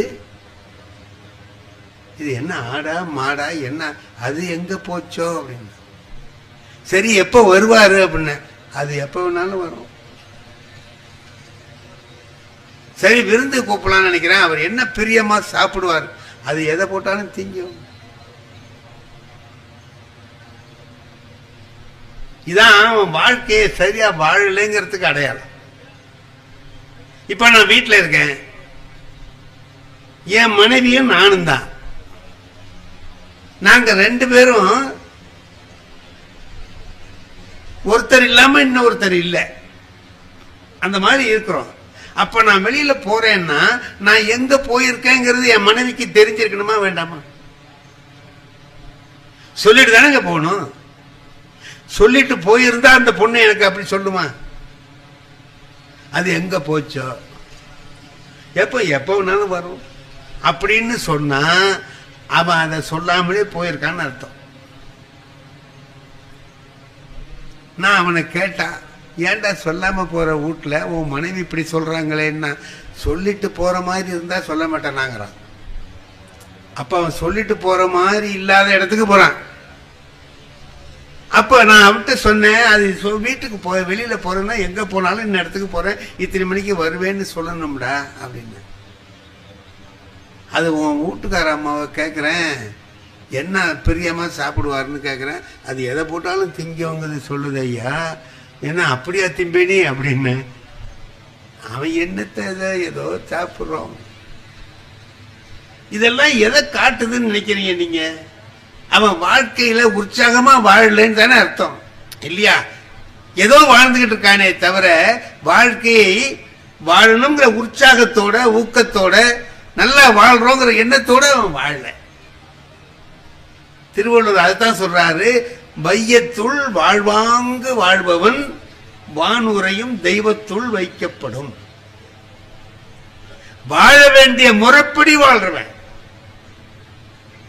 வாழ வேண்டிய முறைப்படினா யாரு வாழ வேண்டிய முறைப்படி வாழ்றவன் யார்? எனக்கு வாத்தியாரா இருந்தவரே கோபாலகிருஷ்ண ஐயர்னு ஒருத்தர். அவரு சயின்ஸ் வாத்தியார், 9வது 10வது. அவரு சயின்ஸ் வாத்தியார் தானே தவிர சயின்ஸை தவிர பாக்கியெல்லாம் நடத்துவார். சயின்ஸ் நடத்த மாட்டாருன்னு இல்ல, சயின்ஸையும் நடத்துவாரு. பாக்கி என்ன செய்வார், நம்ம வாழ்க்கைக்கு தேவையான பல விஷயங்களை சொல்லுவார். இப்ப அவர் சொன்ன ஒரு செய்தி சொல்றேன் பாருங்க. ஒரு நாள் சொன்னாரு, டே இதை ஞாபகம் வச்சுக்கடா எல்லாரும் அப்படின்னாரு. சொல்லுங்க சார். 3 செய்தி சொல்றேன். இன்னைக்கு நான் கிளாஸ் எடுத்ததுக்கு ஒரு 3 செய்தி சொல்றேன், கேட்டுக்க. சொல்லுங்க சார்.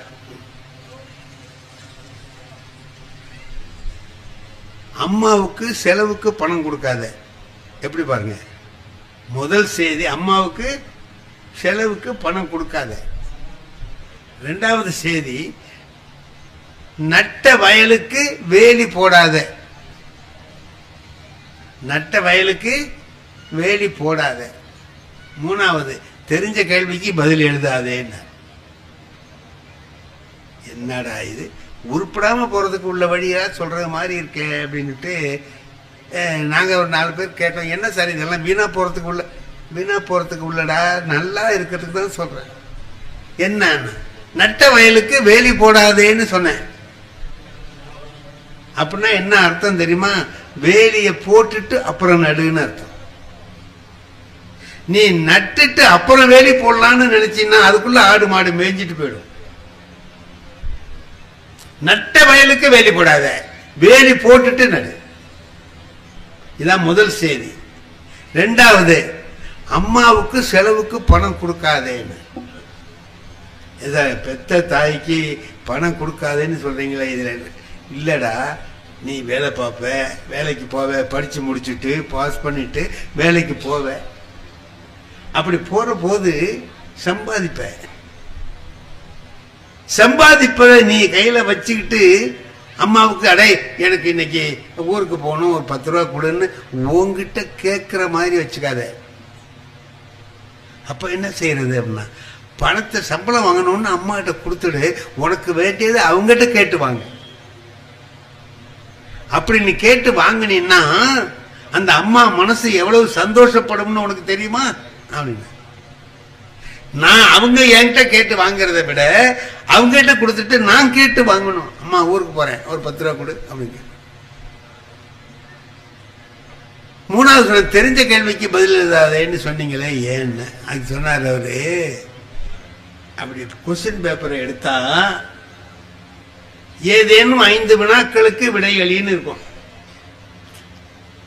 இல்ல, ஏதாவது 5 வினாக்கள், அதுல 8 கேள்வி இருக்கும். 8ல ஒரு 5 தேர்ந்தெடுத்து நம்ம எழுதணும். இப்ப அவன் என்ன செய்வான்னா எடுத்து வச்சுக்கிட்டு தேடுவான், இதுல எங்க இருக்கு தெரிஞ்ச கேள்வி அப்படின்னு. இதா தெரியாது, இது வாத்தியார் தான் தெரியும், நமக்கு தெரியாது அப்படின்னு ஒண்ணு விட்டுட்டே வருவான். அப்படி தேடுறவனா இருக்கக்கூடாது. என்ன செய்யணும் தெரியுமா? உடனே வரிசையா எழுதுற மாதிரி இருக்கணும். தெரிஞ்ச கேள்வியை தேடுறவனா இருக்கப்படாது. எல்லா கேள்வியும் உனக்கு தெரிஞ்சிருக்கணும். வரிசையா கிட்டக்கிட்டு எழுதிட்டு போற மாதிரி. எப்ப நீ தேடுறியோ அப்ப நீ சரியா படிக்கலன்னு அர்த்தம். தெளிவா இருந்தீன்னா எல்லா கேள்விக்கும் உனக்கு விடை தெரியும், நீ எழுதுவே அப்படின்னு அவர் சொன்னார்.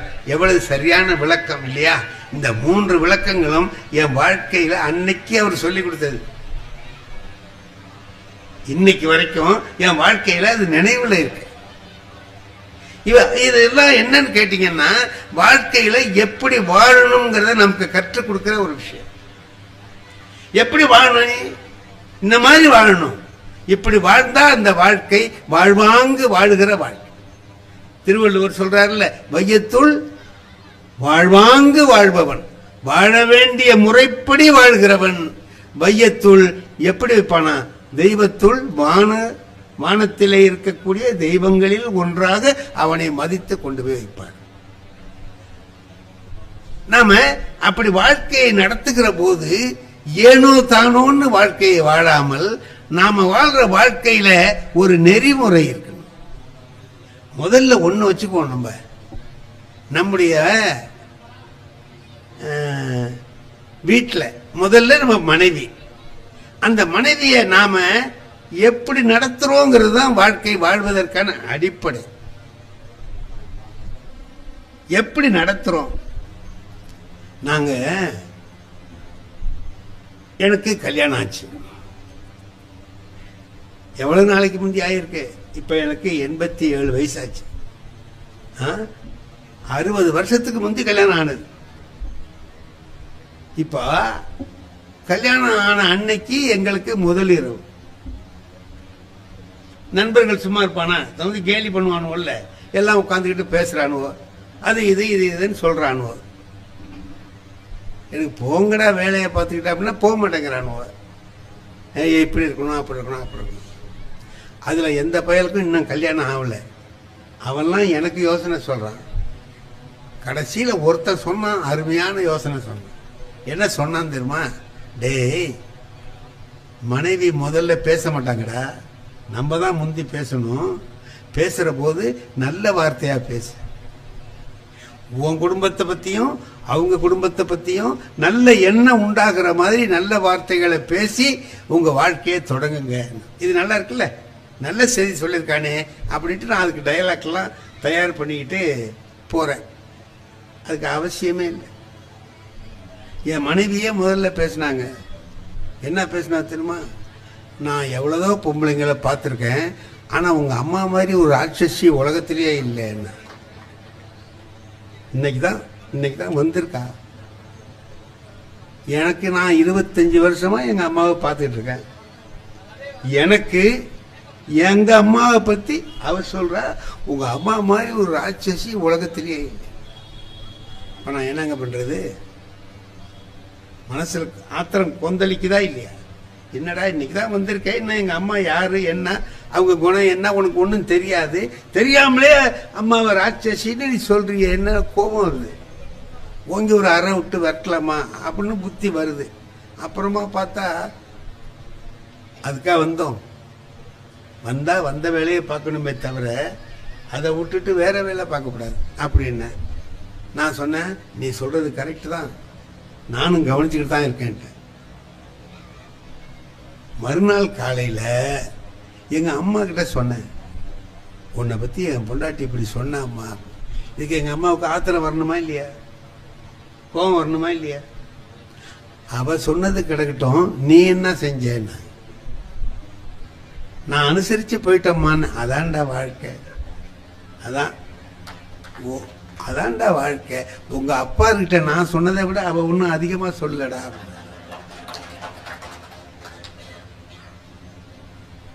ஓ, தொடர்ந்து வந்துட்டு இருக்குதா இந்த விஷயம்?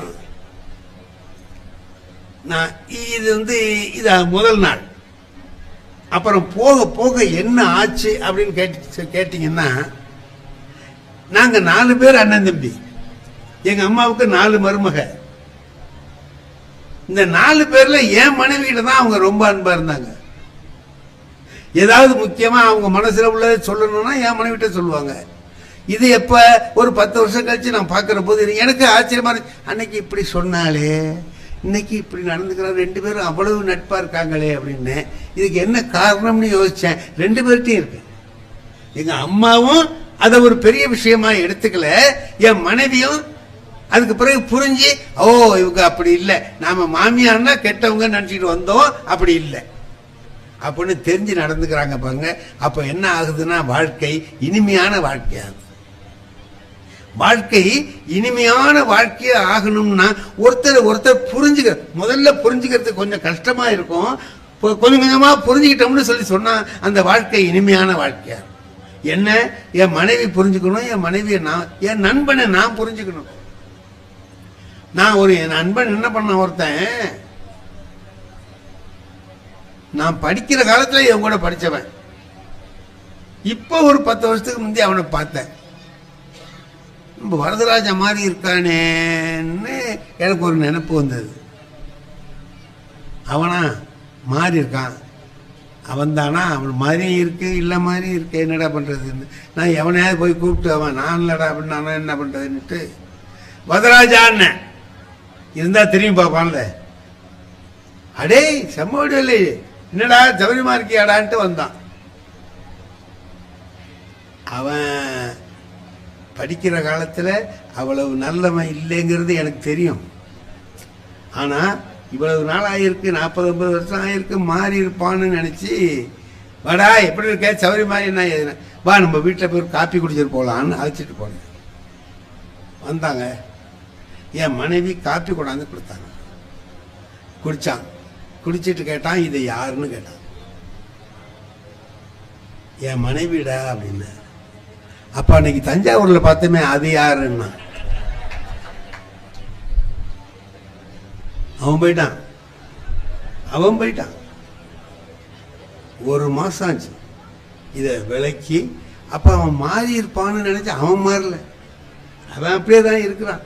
நான் தான் தப்பா நினைச்சுட்டேன். இப்ப 2 பேரும் இருக்கிற பொழுது பாருங்க, ஒருத்தர் புரிஞ்சுக்கிறது எப்படி இருக்கு. நல்ல விதமா புரிஞ்சுக்கிட்டு நல்ல விதமா வாழ்க்கையை வாழுகிற பொழுது அந்த வாழ்க்கை இனிமையா இருக்கு. அவனே வந்திருந்தான், அவ்வளவு நாளாச்சு, நல்லா இருந்து சௌரியமா பேசிட்டு மகிழ்ச்சியா போனானா அந்த நட்பு நீடிச்சிருக்கும் இல்லையா. இப்ப இனி இவனை கூப்பிடப்படாதுங்கிற முடிவுக்கு நான் வந்துருவேன்ல இல்லையா. நாம சில வீட்டுக்கு போறோங்க, நம்ம நண்பர்கள் விருந்தினர்கள். நான் எங்க நாகூர் தான் நான் பிறந்த ஊரு. அங்க போவேன், எங்க அண்ணன் இருக்காரு, எங்க தம்பி 2 பேர் இருக்கிறான், எல்லாரும் இருக்கிறான். அவங்க வீடெல்லாம் அங்கேயே தான் இருக்கு. நான் தான் திருவாரூர்ல இருந்து போவேன். அவங்க வீட்டுக்கெல்லாம் போகப்படாதுன்னு என் நண்பர் ஒருத்தர் இருக்கிறார், அவர் வீட்டுக்கு போவேன். ஏன்னா நம்ம நண்பர்கிட்ட வீட்டுக்கு போகணும் அப்படின்ட்டு மத்தியானம் நேரம் ஆயிட்டு 1 மணி 1:30 மணி ஆயிட்டு, சரி போவோம் அவர் வீட்டிலேயே சாப்பிடலாம்னு நினச்சிக்கிட்டு போறேன். அவர் என்ன பண்ணார், வாயா என்ன சாப்பாட்டு நேரத்தில் வந்திருக்க, ஆனா நீ தான் நம்ம வீட்டுல எல்லாம் சாப்பிட மாட்டியேன்னாரு. நான் சாப்பிடலான்னு தான் போறேன், நீ தான் நம்ம வீட்டுல எல்லாம் சாப்பிட மாட்டியேன்னாரு. நான் பார்த்தேன், இனி அண்ணன் வீட்டுக்கெல்லாம் போக முடியாது, இவன் வீட்டுலாம் தின்ன ஆகணும். இவனோ இப்படி சொல்றான், சரி என்னடா பண்ணலான்னு பார்த்தேன். நான் சாப்பிட மாட்டேன்னு சொன்னாலும் நீ விட்டுறவா போறேன்னு. அப்புறம் அவன் சொன்னான், அப்படியே சாப்பிட்டாங்க பிள்ளைங்க கையில 10 ரூபா 20 ரூபா கொடுக்காமலா போவேன்னா. அவனுக்கு 5 பிள்ளைங்க, இதுக்கு ஹோட்டல்லே சாப்பிட்டு போலாம். இப்ப நாம ஒரு இடத்துக்கு போறோம், வந்தவன விருந்தோம்பல்ங்கிறது எவ்வளவு முக்கியமானது இல்லை. விருந்தோம்பல் என்கிற பண்பு ரொம்ப உயர்ந்தது. நாம அதை சரியா செய்யறோம், இருக்கிறத பகிர்ந்துக்கலாம். தண்ணி ஊத்தி சோறு இருக்கா எடுத்துக்க, 2 பேரும் சாப்பிடுவோம் அப்படின்னு சொல்றது இயல்பினால் இயல்பாழ்வான்னு திருவள்ளுவர் சொல்றாரு. இயல்போட வாழணும்ப்பா. நீ எந்த இயல்பு, நான் உடனே போனோன்னா 4 கறி 5 கறி வைக்க, அதெல்லாம் வேண்டியதில்லை. இருக்கிறத நம்ம 2 பேரும் பகிர்ந்து சாப்பிடலாம். இப்போ வாழ்க்கை வாழ்வதற்கேன்னு சொல்லி சொன்னா எப்படி வாழ்வது, எப்படி வாழ்வது? கணவன் மனைவி 2 பேரும் வாழ்கிற வாழ்க்கையில எப்படி விட்டு கொடுத்து வாழ்வது அப்படின்னு சொல்ல. இப்போ இந்த பாருங்க, நான் சில சமயத்துல வேண்டாத காரியம்லாம் செய்வேன், முட்டாள்தனமா இருக்கும். மனைவி கிட்ட என்ன சொல்லலாமோ அதான் சொல்லலாம். நான் சொல்றேன், ஒரு நாள் சும்மா வம்பு வளர்க்கறது தான். உனக்கு காய்கறி வாங்க தெரியலன்னு. காய்கறி வாங்க ஏங்க அப்படி சொல்றீங்க அப்படின்னு கேட்டேன். நான் முத்த கத்திரிக்காய் சொத்த கத்திரிக்காய் எல்லாம் வாங்குறேன், அவன் உன்கிட்ட காசு கூட வாங்கிட்டு போயிடுறான், ஏமாந்து போற, உனக்கு காய்கறி கூட வாங்க தெரியலையே என்ன. என் மனைவி ஒரு அறிவாளி, அவங்க சொன்னாங்க, சரிதாங்க நீங்க சொல்றது, இன்னைக்கு ஞாயிற்றுக்கிழமை தானே, நீங்க போய் வாங்கிட்டு வந்து காமிங்க எப்படி வாங்கணும்னு, அதே மாதிரி நான் வாங்குறேன், இது நல்லா தானே. சரி வான்னு கடத்தருக்கு போய் காய்கறி வாங்கலான்னு போனா முதல்ல என்கிட்ட படிச்ச பையன் காய்கறி கடை வச்சிருக்கிறான். நான் நீ அதையாவது வச்சுக்கிடாப்பான்னு நினச்சிக்கிட்டு போனேன். அவன் அங்க ஏன் வரமாட்டீங்க வந்திருக்கீங்க அப்படின்னா, சொல்லுடா அண்ணன் உட்காருங்க ஐயா, என்ன வேணும் சொல்லுங்க. நான் எழுதிட்டு போயிருந்தேன், கொடுத்தேன். தேங்காய் 2ன்னு, முதல்ல தேங்காய் 2. அவன் என்ன செய்யறான் சார், தேங்காயை எடுக்கிறான், இப்படி ஆட்டுறான், அப்புறம் இப்படி முட்டுறான், முத்தா காயா இருக்கான்னு பார்க்கறானா என்னமோ நான் நினைச்சேன், அப்படி முட்டுறான், தூக்கி போட்டுறான். அவனுக்கு பிடிக்கல, ஐயாவுக்கு இதை கொடுக்கக்கூடாது. 100 காய் எடுத்தான் சார், தட்டினான் போட்டான், ஆட்டுறான் தட்டுறான் போட்டுறான், ஆட்டுறான் தட்டுறான் போட்டுறான், அதுல 2 எடுத்தான். அப்பா, நம்மகிட்ட படிச்ச மாணவன் நம்மளை மறக்கவே இல்லை பாரு, எவ்வளவு தேர்ந்தெடுத்து கொடுக்குறான். ஏதோ 2 காயை கொடுத்தோன்னு இல்லை, செலக்ட் பண்ணி கொடுக்குறான் பாரு அப்படின்னு நினச்சிக்கிட்டு மகிழ்ச்சியா இருந்தேன்.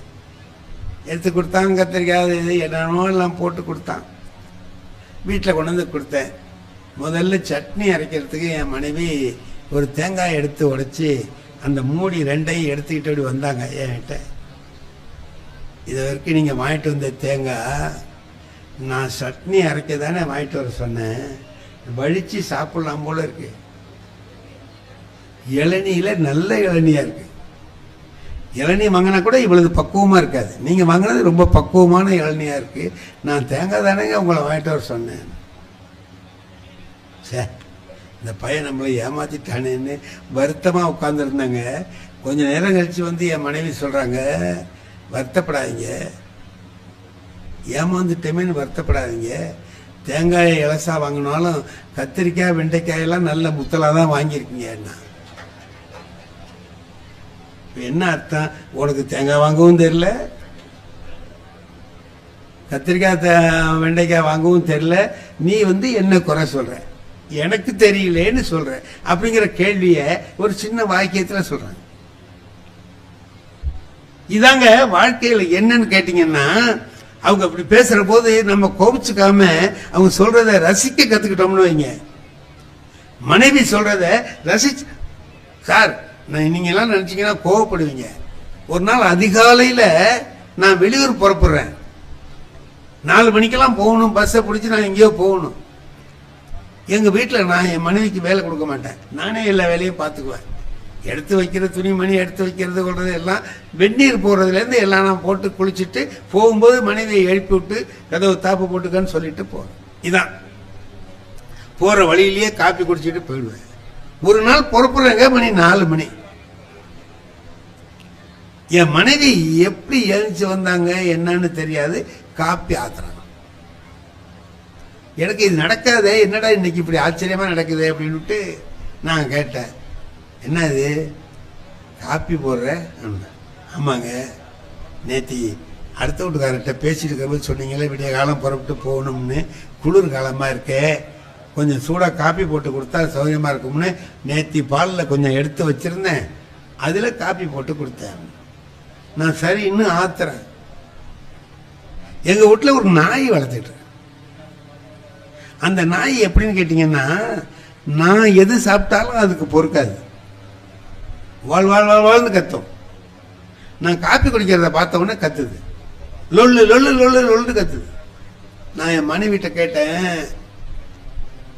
நாய் கத்துது, இந்த பால் மிச்சம் வச்சிருக்கியே அதை எடுத்து வேணா இந்த நாய்க்கு கொஞ்சம் ஊத்துட்டுமான்னு கேட்டேன். உள்ளாரேந்து என் மனைவி சொன்னாங்க, ஊத்தி விடாதீங்க, நாய்க்கெல்லாம் பழைய பால் கொடுத்தா வயிற்றுக்கு ஆகாதுன்னா. நான் கேட்டேன், என்ன நாய்க்கு கூட ஆகாததையா எனக்கு கொடுத்தேன்னு? நாய் வேற நீங்க வேற. நாய் வேற நீங்க வேற. அதுக்கு சிலது ஆகும், சிலது ஆகாது. உங்களுக்கு சிலது ஆகும். இதையும் எதுக்கு கம்பேர் பண்ணணும்? வேண்டாம், விட்டுடுங்க. இப்ப இதை கேட்ட கோபப்படுறதுனாலும் கோபப்படலாம். அதையே நல்லா பேசுறியன்னு நினைச்சு மகிழ்ச்சி அடைகிறதுனாலும் அடையலாம். இது ரெண்டும் நம்ம கையில இருக்கு இல்லையா? நீ என்ன நீ அப்படியா சொன்னேன் கோவப்படலாம். இந்த பாருங்க, காலையில் புறப்புறோம், வெளியில புறப்புறோம், நல்லா யோசனை பண்ணி பாருங்க. தேங்காய் எண்ணெய் தடவி தலை சீவணும். தேடி பார்க்குறோம் காணும். இப்படி பார்க்குறோம் தேங்காய் எண்ணெய் காணும். இங்கே வச்சு தேங்காய் எண்ணெய் கத்துவோம். நம்ம ஆஃபீஸுக்கு போகிற அவசரத்தில் இங்கே வச்சு தேங்காய் எண்ணெயை காணணும். அங்கே தான் இருக்கவங்க என்னாங்க தெரியலையா அவங்களுக்குன்ட்டு அவங்க நமக்காக தான் சமைச்சிட்டு இருக்காங்க, கத்துறாங்க. கிடுக்குன்னு வேகமா போய் ஏதாவது சொல்லலான்ட்டு போனா வழியிலேயே தேங்காய் எண்ணெய் கிண்ணம் இருக்கு, கால் பட்டு ஊத்துரு. கம்ப்ளீட் டொப்பேர்னு போய் அது எட்டி போய் ஊத்து. இப்ப என்ன செய்யலான்னு கேளுங்க, நீங்களே நினைச்சு பாருங்க. ரெண்டு வகையா நம்முடைய கோபத்தை ரியாக்ட் பண்ணலாம் இல்லையா? ரெண்டு வகையா வெளிப்படுத்தலாம். ஒன்னு, அறிவு இருக்கா பாதையில வச்சிருக்கியேன்னு கேட்கலாம்ல, அது கேட்கலாம். இப்ப உள்ள இருந்து என்ன பதில் வரும்? வழியில தானே இருந்தது, கண்ணு உங்களுக்கு தெரியலையான்னு கேட்டேன். உன் கண்ணு முன்னாடி இருக்கா பின்னாடி இருக்கான்னு கேட்டாங்கன்னா என்ன பண்ணுவது? பார்த்து தானே அதை போய் இடிச்சு தள்ளி விட்டுருக்கே, ஐயா அறிவு இல்லையான்னு கேட்டா சண்டை தானே வரும். அதையே இப்படி மாத்தி பார்ப்போம். வழியில தேங்காய் எண்ணெய் இருந்தது, நான் தெரியாம தட்டி விட்டேன் அப்படின்னு நம்ம சொன்னோம்னா, இல்லைங்க அந்த வழியில வச்சது நான் செஞ்சதுதான் தப்புன்னு அவங்க இல்லை. இது ரெண்டு பேரும் இப்படி பேசிக்கிட்டோம்னா இந்த வாழ்க்கை, நானும் வெளியில போய் கவலை இல்லாம இருப்பேன், வீட்டில் இருக்கிற மனைவியும் கவலை இல்லாம இருப்பாங்க. இப்ப நான் திட்டி அவங்க ஒன்று சொல்லி வம்பா போய் நீ சாப்பிட போன நான் போய் பார்த்து போய் நம்ம வேலை செய்யற இடத்துல போய் உட்கார்ந்தோம்னா இதே நினைப்பா தானே இருக்கும். ஏன்டா அப்படி பேசணும், என்னடா பண்ணிட்டோமே அப்படி இந்த நினைப்பு இருக்கும். அவங்களுக்கு ஐயா அவர் தான் பேசினாருன்னா நம்மளும் ஆத்திரமா பேசிட்டோம், இவங்களுக்கு வருத்தமா இங்கே இருக்கும்.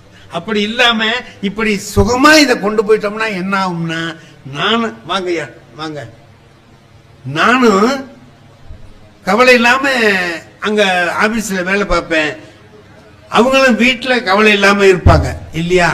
அப்ப ஒன்னே ஒண்ணு பார்ப்போம், நாம வாழ்க்கை எப்படி வாழலாம், எப்படி வாழலாம். திருவள்ளுவர் ஒன்று சொல்றாருங்க, அன்பும் அறனும் உடைத்தாயின் இல்வாழ்க்கை பண்பும் பயனும் அதுங்கிறார். இப்ப இதுக்கு என்ன அர்த்தம்? இதுக்கு என்ன அர்த்தம்? வாழ்க்கை நடத்துறதுக்கு ஒரு முதல் போடணும்.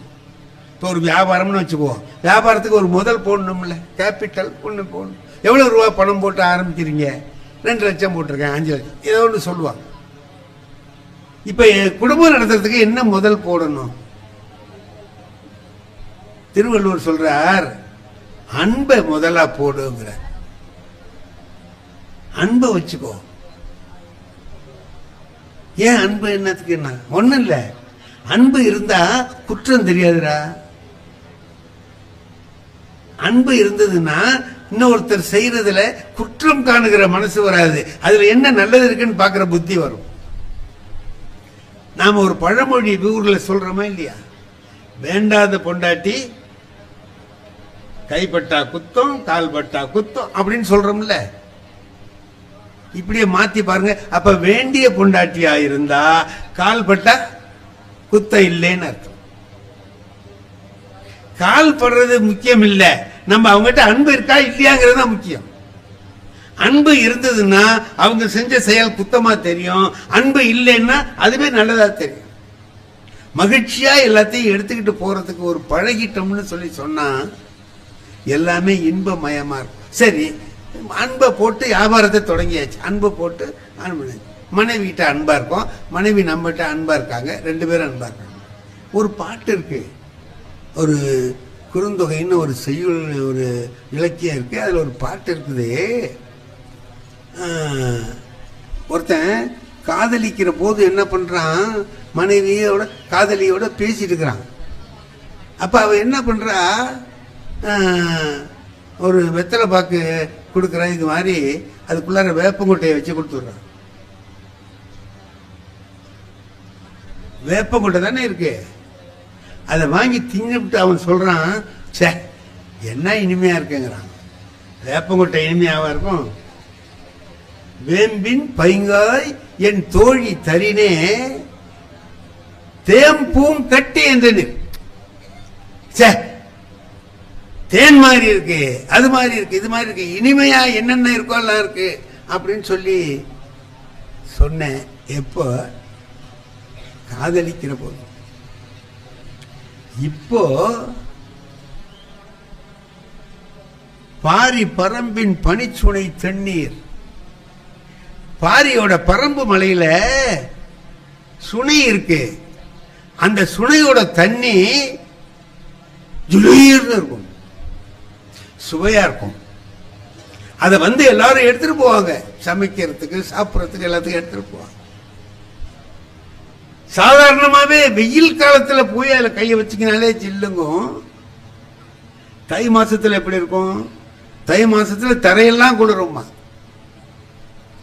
தை மாசத்துல அந்த பரம்பு மலையில இருக்கக்கூடிய இனிய சுனையிலிருந்து தண்ணி கொண்டு வந்து அவ கொடுத்தான்னா அதை வாங்கி குடிச்சு பார்த்துட்டு, என்ன இவ்வளவு சூடா இருக்குங்கிற, உப்பு கரிக்குதுங்கிற, பனிச்சுனை தண்ணீர் எப்போவாவது உப்பு கரிக்கும் ஐயா? வேப்பங்கா இனிப்பா இருந்த காலம் போய் இனிமையான இந்த தண்ணி உனக்கு கசக்குதுன்னா இதுக்கு என்ன காரணம்னு கேட்டாவ. வேப்பங்காயும் காரணம் இல்ல, இந்த சுனை தண்ணியும் காரணம் இல்ல, வேற எதிரா காரணம்னா அன்பின் பாலேன்னா. உங்ககிட்ட அப்ப அன்பு இருந்தது, இப்ப அன்பு இல்ல. இப்ப ஒண்ணு புரியுது நமக்கு, அன்புன்னு ஒண்ணு மட்டும் இருந்துட்டதுன்னா, ஒரு சாதாரண ஒரு பழமொழி நம்ம ஊர்ல சொல்லுவோம், குற்றம் பார்க்கில் சுற்றம் இல்லை, குற்றம் பார்க்கில் சுற்றம் இல்லை. குற்றம்னு பார்க்க ஆரம்பிச்சிட்டோம்னா ஒவ்வொருத்தட்டையும் ஒரு குற்றம் இருக்கும். என்கிட்ட ஒரு குற்றம் இருக்கும், என் மனைவிட்ட ஒரு குற்றம் இருக்கும், என் பையன் கிட்ட ஒரு குற்றம் இருக்கும். அதே எடுத்து வச்சு பார்த்தோம்னு சொன்னா அது பெருசா தெரியும். அதை மறந்துட்டு நல்லதை நினைச்சு பார்த்தோம்னா, ரெண்டு பேர் கணவன் மனைவி சண்டை போட்டுக்கிட்டு போறாங்க, எங்களுக்குள்ள கணவன் பிடிக்கலங்க அப்படின்னு சொல்லிட்டு போறாங்க ஒரு பெரியவர்கிட்ட. அந்த பெரியவர் என்ன பண்ணாரு, உட்காருங்கன்னு சொல்லிவிட்டு ரெண்டு பேர்ட்டையும் ரெண்டு தாள் கொடுத்து, இதுல உன் கணவன் மேல இருக்கக்கூடிய, உன் கணவன்கிட்ட இருக்கக்கூடிய என்னென்ன தப்பு, அவன் செய்யற தப்பு என்னென்ன, குற்றம் என்னென்னங்கிறத ஒரு பக்கத்துல எழுது, பின் பக்கத்துல அவகிட்ட இருக்கிற நல்லது என்னன்னு எழுது. அவங்கிட்ட சொன்னான், உன் மனைவி கிட்ட இருக்கக்கூடிய தப்பு என்னன்னா, நல்லது என்னன்னா, ரெண்டையும் இந்த பக்கமும் அந்த பக்கமும் எழுதிட்டு வாங்கன்னா. எத்தனை நம்பர் போட்டு எழுதுறான்னா, எவ்வளவு தப்பு இருக்கு, 9 தப்பு இருக்கு, எவ்வளவு ரைட் இருக்கு, 15 தப்பு இருக்கு, இன்னும் நல்லது இருக்கு. ஏன் 15 நல்லதை மறந்துட்டு 9 தப்பையே நினைக்கிறியே, தப்பு இல்லாதவன் யாரா இருக்கான்? ஏதாவது ஒரு குறை இருக்கும், அந்த குறையை நீக்கிட்டு இது பார்க்கணும்னா, அதனால்தான் அவன் என்ன பண்றான், வேப்பங்காய நல்லா இருக்குங்கிறான், தண்ணிய நல்லா இல்லைங்கிறான். என்ன காரணம்? அன்பு. திருவள்ளுவர் சொல்றார், அன்பை முதல்ல போடு. சரி, லாபம், ஒரு வியாபாரம் பண்ணோம்னா லாபம் வரணும்ல நமக்கு. என்ன அதுல லாபம் இருக்கு அப்படின்னா, அதோடைய பயன் வேணும்ல. என்ன பயன்? அறம் செய்வதுதான் பயன்.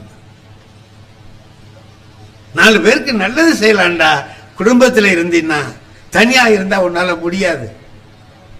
அன்பும் அரணும் உடைத்தாயின் இல்வாழ்க்கை பண்பும் பயனும் அது. இப்ப இப்படி செஞ்சு நீங்க வாழ்க்கையை நடத்துகிற பொழுது அந்த வாழ்க்கையில இந்த அறம் வந்துடுது. அறத்தை யார் என்ன அறம்ங்கிறது என்ன? ஊருக்கெல்லாம் போய் தர்மம் பண்ண, வீட்டுல இருந்து நல்லது செஞ்சாலே அறம் தானே. அவரு திருமூலர் சொல்றாரு, எது பெரிய அறம்னா, இன்னொருத்தங்கிட்ட சிரிச்சு பேசினாலே அறம் தான்டா. யாவர்க்குமாம் பிறருக்கு இன்னொரு. நீ சும்மா சிரிச்சு பேசு. சிரிச்சு பேசுறதுக்கு முடியுங்களா? ஒருத்தன் என்ன ரொம்ப முட்டா பய, முரட்டு பய, சோம்பேறி பய, தின்ன தொங்கி பய. யாரோ 2 பேர் தெருவில் பேசிட்டு போறான். திருமூலர் சொல்றது கரெக்ட் தான் பேசுறான். என்ன திருமூலர் சொல்றது கரெக்ட்? இவன் போனா என்ன, இவன் சோம்பேறி பய, திண்ணையில படுத்துக்கிற பய. என்ன திருவள்ளுவர் சொன்னது சரிதாங்கிறீங்க, திருமூலர் சொன்னது என்னன்னு கேட்டான் அவர்கிட்ட போய். அவன் சொன்னான், திருமூலர் சொல்றாரு நல்ல தர்மங்களை அறங்களை எப்படி செய்யலாம்னு அவர் சொல்லியிருக்கிறாரு. எங்க இருக்கு அவர் வீடு? இங்க இருக்கு. கொஞ்சம் சுலபமான விஷயமா சொல்லுவாரா? நல்லா சொல்லுவார். போங்க போய் கேளுங்க. இவன் அவர்கிட்ட வீட்டை தேடி போய் கேட்கிறான், நீங்க தான் திருமூலரான்னு கேட்டான். ஆமான்னு. நீங்க என்னமோ நான் இந்த மாதிரி உள்ளவன், நான் ஒரு சோம்பேறி பையங்க, முட்டா பைய, தின்ன தூங்கி தடிராம, எனக்கு செய்யற மாதிரி ஒரு நல்ல காரியம் சொல்லுங்க. இந்த நல்ல காரியத்தை செஞ்சா போற கதிக்கு நல்ல கதிங்கிறாங்க, அதனால நீங்க சொல்லுங்க. அப்படி செய்றியா? செய்யணும்னு ஆசைப்படுறியா? எளிமையா இருக்கணும்னு நினைக்கிறேன் இல்லையா? ஆமா சரி.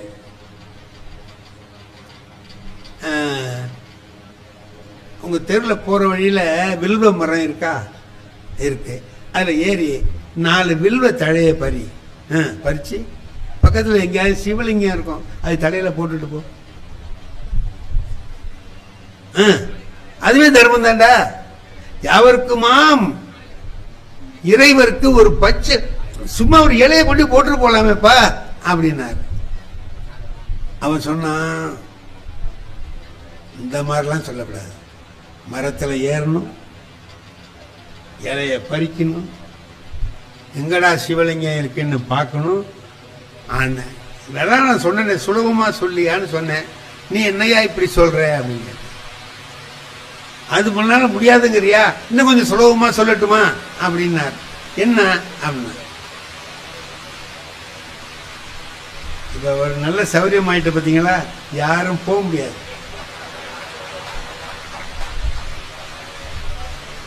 பிடிக்குதோ பிடிக்கலையோ உட்கார்ந்தாங்க. வெளியில யாரும் நிக்க முடியாது, உள்ள வந்துடுவாங்க. மழையை நாம சொல்லக்கூடாது. மாமழை போற்றதும் மாமழை போற்றதும். சரி என்ன செய்யலாம்? எனக்கு அந்த பச்சளை எல்லாம் முடியாதுங்க. சரி அப்போ நீ ஒண்ணு செய்ய, போற வழியில புல்லு இருக்கும்ல, ஆமா அதை புடுங்கி பசுமாட்டு வாயில கொடுத்துட்டு போடான்னு. அது ரொம்ப சுலபம் தானே. புல்ல புடுங்கி மாட்டு வாயில கொடுத்துட்டு போ.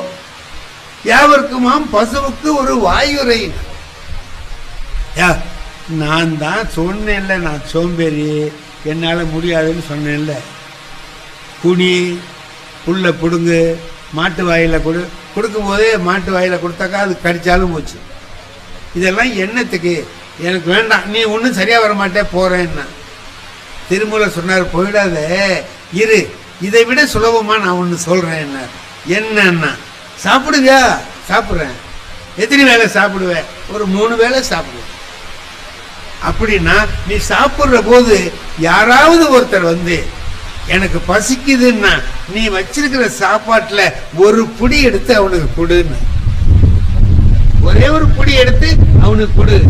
யாவருக்குமாம் உண்ணும் போது ஒரு கைப்பிடி தான், ஒரு கிண்ணத்தில் அள்ளி கொண்டாந்து கொடுங்கலாம் சொல்லல, ஒரு கைப்பிடி சோறு எடுத்து கொடு.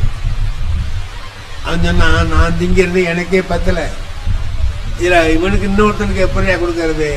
இதெல்லாம் சரியா வராதுன்னா இன்னும் ஒண்ணு சொல்றேன்னார். கடைசியா சொன்னார், யாவருக்குமாம் பிறருக்கு இன்னுரை தானே. எல்லாத்தையும் இனிமையா பேசுப்பா, அதே போதும்னா. எனக்கு அந்த மூஞ்சே கிடையாதுன்னு, அந்த மாதிரி மூஞ்சி எனக்கு இல்லைங்க. இப்ப என்னதான் பண்றதுன்னா, இதை விட சுலபமா ஏதாவது தெரியுமான்னா, அடுத்த தெருவில் திருவள்ளூர் இருக்காரு, அவரை போய் கேளுங்க. அவர் இதை விட சுலபமா சொல்ற ஆள் தான் போங்க.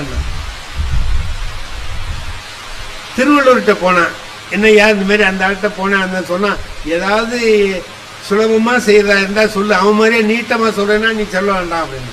நான் சுலபமா சொல்றேன், நீ ஒன்றும் செய்ய வேண்டாம். இது நல்லா இருக்கேன்னா நீ எதுவுமே செய்ய வேண்டாம். அப்ப மனத்துக்கண் மாசு இலனாதல் அணை.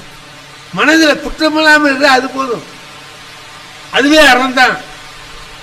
நீ வேற ஒன்றும் செய்ய வேணாம், மற்றதெல்லாம் சும்மா ஆரவாரம் அப்படின்ட்டார்.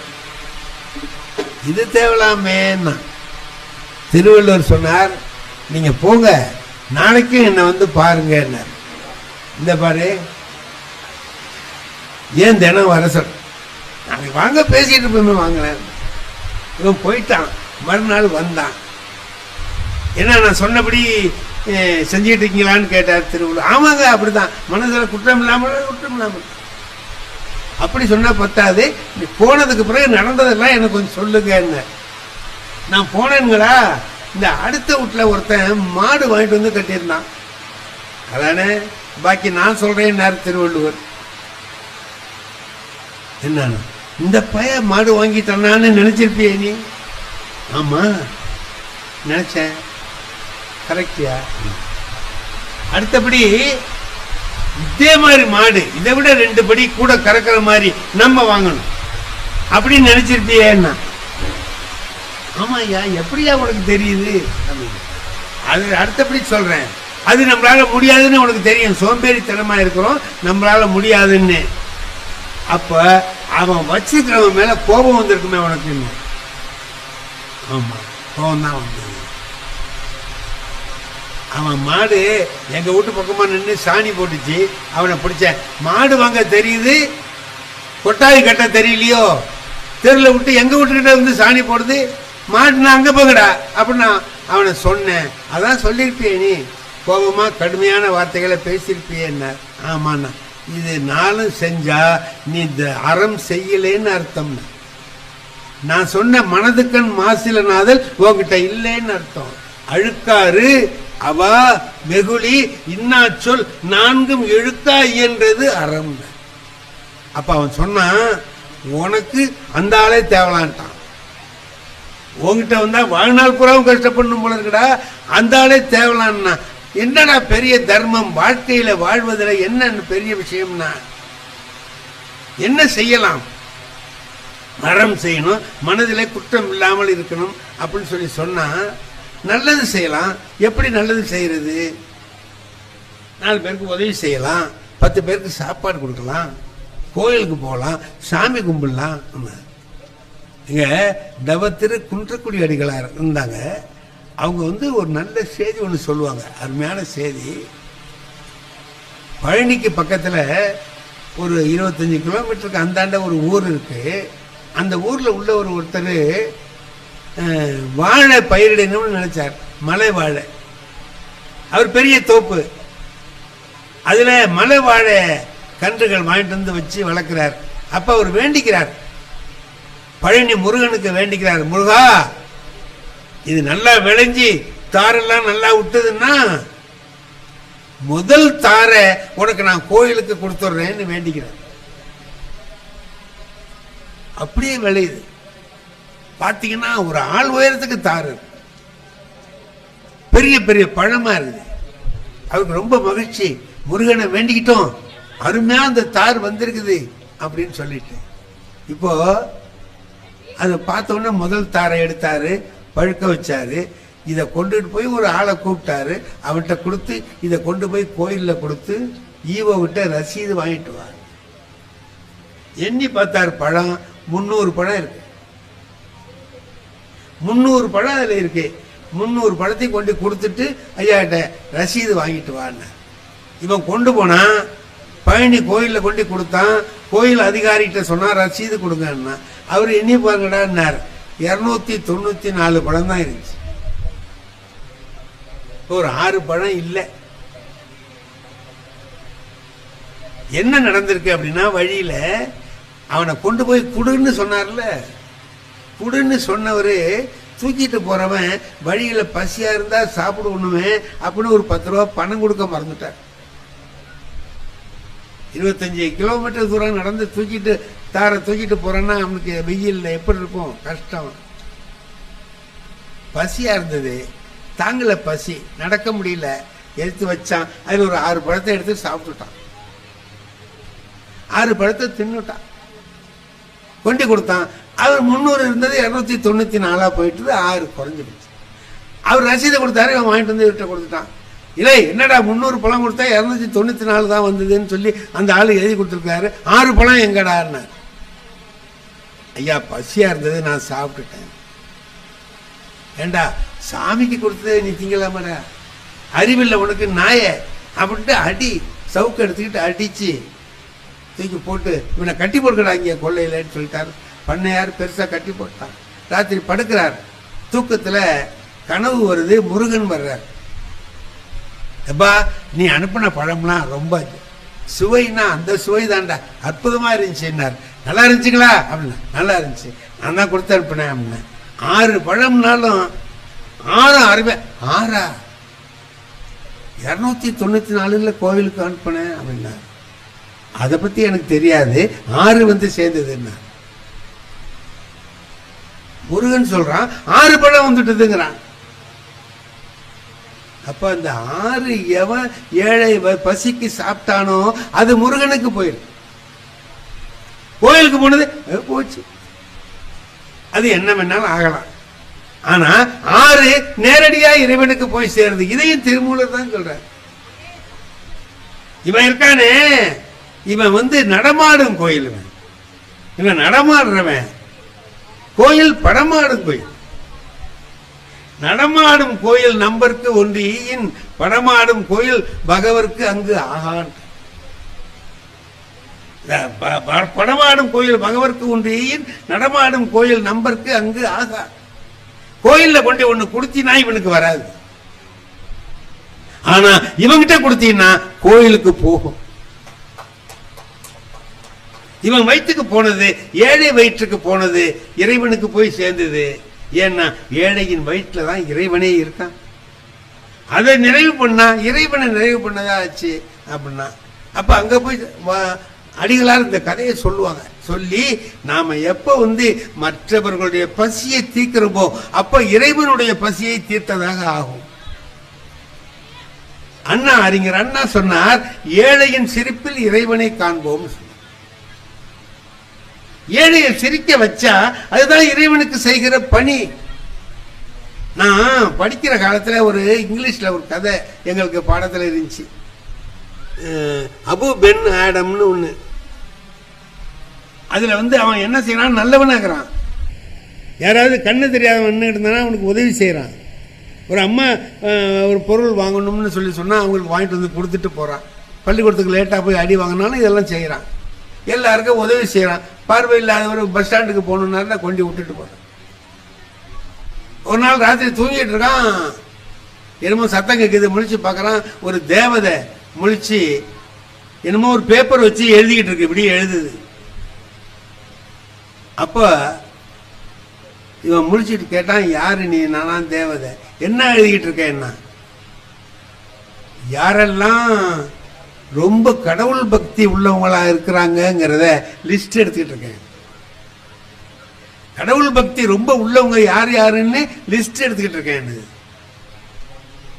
அபு பென் கேட்டான், என் பேர் இருக்கான்னு கேட்டான். அது படிச்சு பார்த்துட்டு, உன் பேர் இல்லையே, உன் பேர் இல்லையப்பா. இல்ல, சரி போ அப்படின்ட்டான். அப்புறம் ஒரு நாள் இதே மாதிரி முடிச்சு பார்க்கறான், ஒரு தேவதை எழுதிக்கிட்டு இருக்கு. என்ன எழுதுறேன்னா, கடவுள் யார்கிட்ட ரொம்ப பக்தியா இருக்கிறார், யார்கிட்ட ரொம்ப அன்பா இருக்காருன்னு நான் லிஸ்ட் எடுக்கிறேன். என் பேர் இருக்கான்னா, உன் பேர் தான் முதல் பேரா இருக்கு. ஏழை எளிய மக்களுக்கு உதவி செய்கிறவனை கடவுள் வந்து கும்பிடுறார். நீ கடவுள்கிட்ட போய் கும்பிடணும், அவர் இங்க வந்து கும்பிடுவார்னா. ஏழை எளிய மக்களுக்கு செய்வது, குடும்பத்தில் இருந்து நல்லது செய்யறது என்ன அப்படின்னா, ஒரு பெரிய பணக்காரர் இருக்கிறார், பெரிய பணக்காரர், நிறைய சாப்பிடுவார், அருமையான சாப்பாடுலாம் சாப்பிடுவார். அவருக்கு ரொம்ப கவலை, தூக்கம் வராது, தவிப்பார், கஷ்டப்படுவார். மத்தியான நேரத்தில் சாப்பிடவும் முடியல, கொள்ள முடியல, அப்படி என்னென்னமோ கவலைகள் இருந்துச்சு அவருக்கு. என்னடா இப்படி இருக்க, இவ்வளவு கோடி கோடியா பணம் இருக்கு, தூக்கம் வர மாட்டேங்குது, மனசுல ஒரு நிம்மதி இருக்க மாட்டேங்குது, என்னடா வாழ்க்கை இது அப்படின்னு நினைச்சுக்கிட்டு இப்படி போறாரு. கொள்ள பக்கமா போய் இப்படி வயல்ல போறாரு. அங்க ஒரு உழவன் உழுதுகிட்டு இருக்கிறான். எப்போ மத்தியானம் வெயில்ல மேல சட்டை இல்லாம தலையில முண்டாசை கட்டிக்கிட்டு ஏர் ஓட்டுறான், ஹாயின்னு தெம்மாங்கு பாட்டு பாடிக்கிட்டு ஓட்டுறான். இவ்வளவு சாப்பாடு சாப்பிட்டோம் கொண்டோம், நமக்கு நிம்மதி இல்லை. இந்த வெயில்ல வேலை செஞ்சுக்கிட்டு என்னடா பாவி இப்ப பாட்டு பாடிக்கிட்டு இருக்கிறான், இவ்வளவு சந்தோஷமா இருக்கானேன்னு நினைச்சுக்கிட்டு இங்க வான்னு கூப்பிட்டார். வந்தான். என்னடா உனக்கு இந்த வேலை வெயில்ல இவ்வளவு கஷ்டப்பட்டுட்டு இருக்க, பாட்டு பாடிட்டு இருக்கேன்னா. அவன் சொன்னான், ஐயா இந்த வேலை செஞ்சு முடிச்சேன்னா 8 ரூபா கிடைக்கும்யான்னு. எவ்வளவு? 8 ரூபா கிடைக்கும்யா அப்படின்னா. 8 ரூபாயா? 8 ரூபாய்க்காடா இந்த பாட்டு போடுற? என்ன 8 ரூபான்னா ரொம்ப லேசா நினைச்சிட்டீங்க. 8 ரூபாயில நான் 4 வேலை செய்வேன்னா. என்னடா 4 வேலை செய்வேன்? ஐயா நானும் என் பொண்டாட்டியும் சாப்பிடுவோம், 2 ரூபா செலவாகும். சரி, ஒரு 2 ரூபா முந்தி வாங்கின கடனுக்கு வட்டி கட்டுவேன், இன்னொரு 2 ரூபா வட்டிக்கு கொடுப்பேன். 6 ரூபா ஆச்சுங்களா? ஒரு 2 ரூபா தர்மம் பண்ணுவேன், சாப்பிடுவேன், படுப்பேன், தூங்கிடுவேன், மறுநாள் காலையில் வந்து வேலை செய்வேன். 8 ரூபா இப்படின்னு வரிசையா வரும். என்னடா வட்டிக்கு கொடுப்பேன், வட்டி கட்டுவேன்னு சொல்றியே, என்னடா எனக்கு புரியலையப்பான்னார். ஒன்றும் இல்லைங்க, நானும் என் மனைவி சாப்பிட்றதுக்கு 2 ரூபா செலவாகும். சரி, என்னமோ வாங்கின கடனுக்கு வட்டி கட்டுவேன் நீ. ஆமா, எங்க அப்பாவும் அம்மாவும் எங்க வீட்டில் இருக்காங்க, அவங்கள காப்பாத்திட்டு இருக்கேன், வயசானவங்கள, அதுக்கு 2 ரூபா செலவாகுது. அவங்க எனக்கு செஞ்சாங்க முந்தி, அதுக்கு நான் இப்போ வட்டி கட்டிட்டு இருக்கேன். 2 ரூபா வட்டிக்கு கொடுக்குறேன். எனக்கு 2 பிள்ளைங்க இருக்குங்க, அதுகளை படிக்கிறதுக்கு செலவு பண்ணிட்டு இருக்கேன், அதுக்கு 2 ரூபா செலவாகுது, அது வட்டிக்கு கொடுக்குறேன், நாளைக்கு அவன் எனக்கு கொடுப்பான். தர்மம் பண்றேன்னு சொன்னேன். எங்க அக்கா திருமணம் பண்ணி கொடுத்தோம், அவங்க வாழ்க்கையில கஷ்டமா போச்சு, இப்ப அவங்க பிள்ளையோட சேர்த்து இங்க வந்திருக்காங்க, அவங்கள நான் வச்சு காப்பாத்துறேன், அதுக்கு 2 ரூபா செலவாகுதுன்னா. இது நான் செய்யற தர்மம், என்னால முடிஞ்ச தர்மம் இது.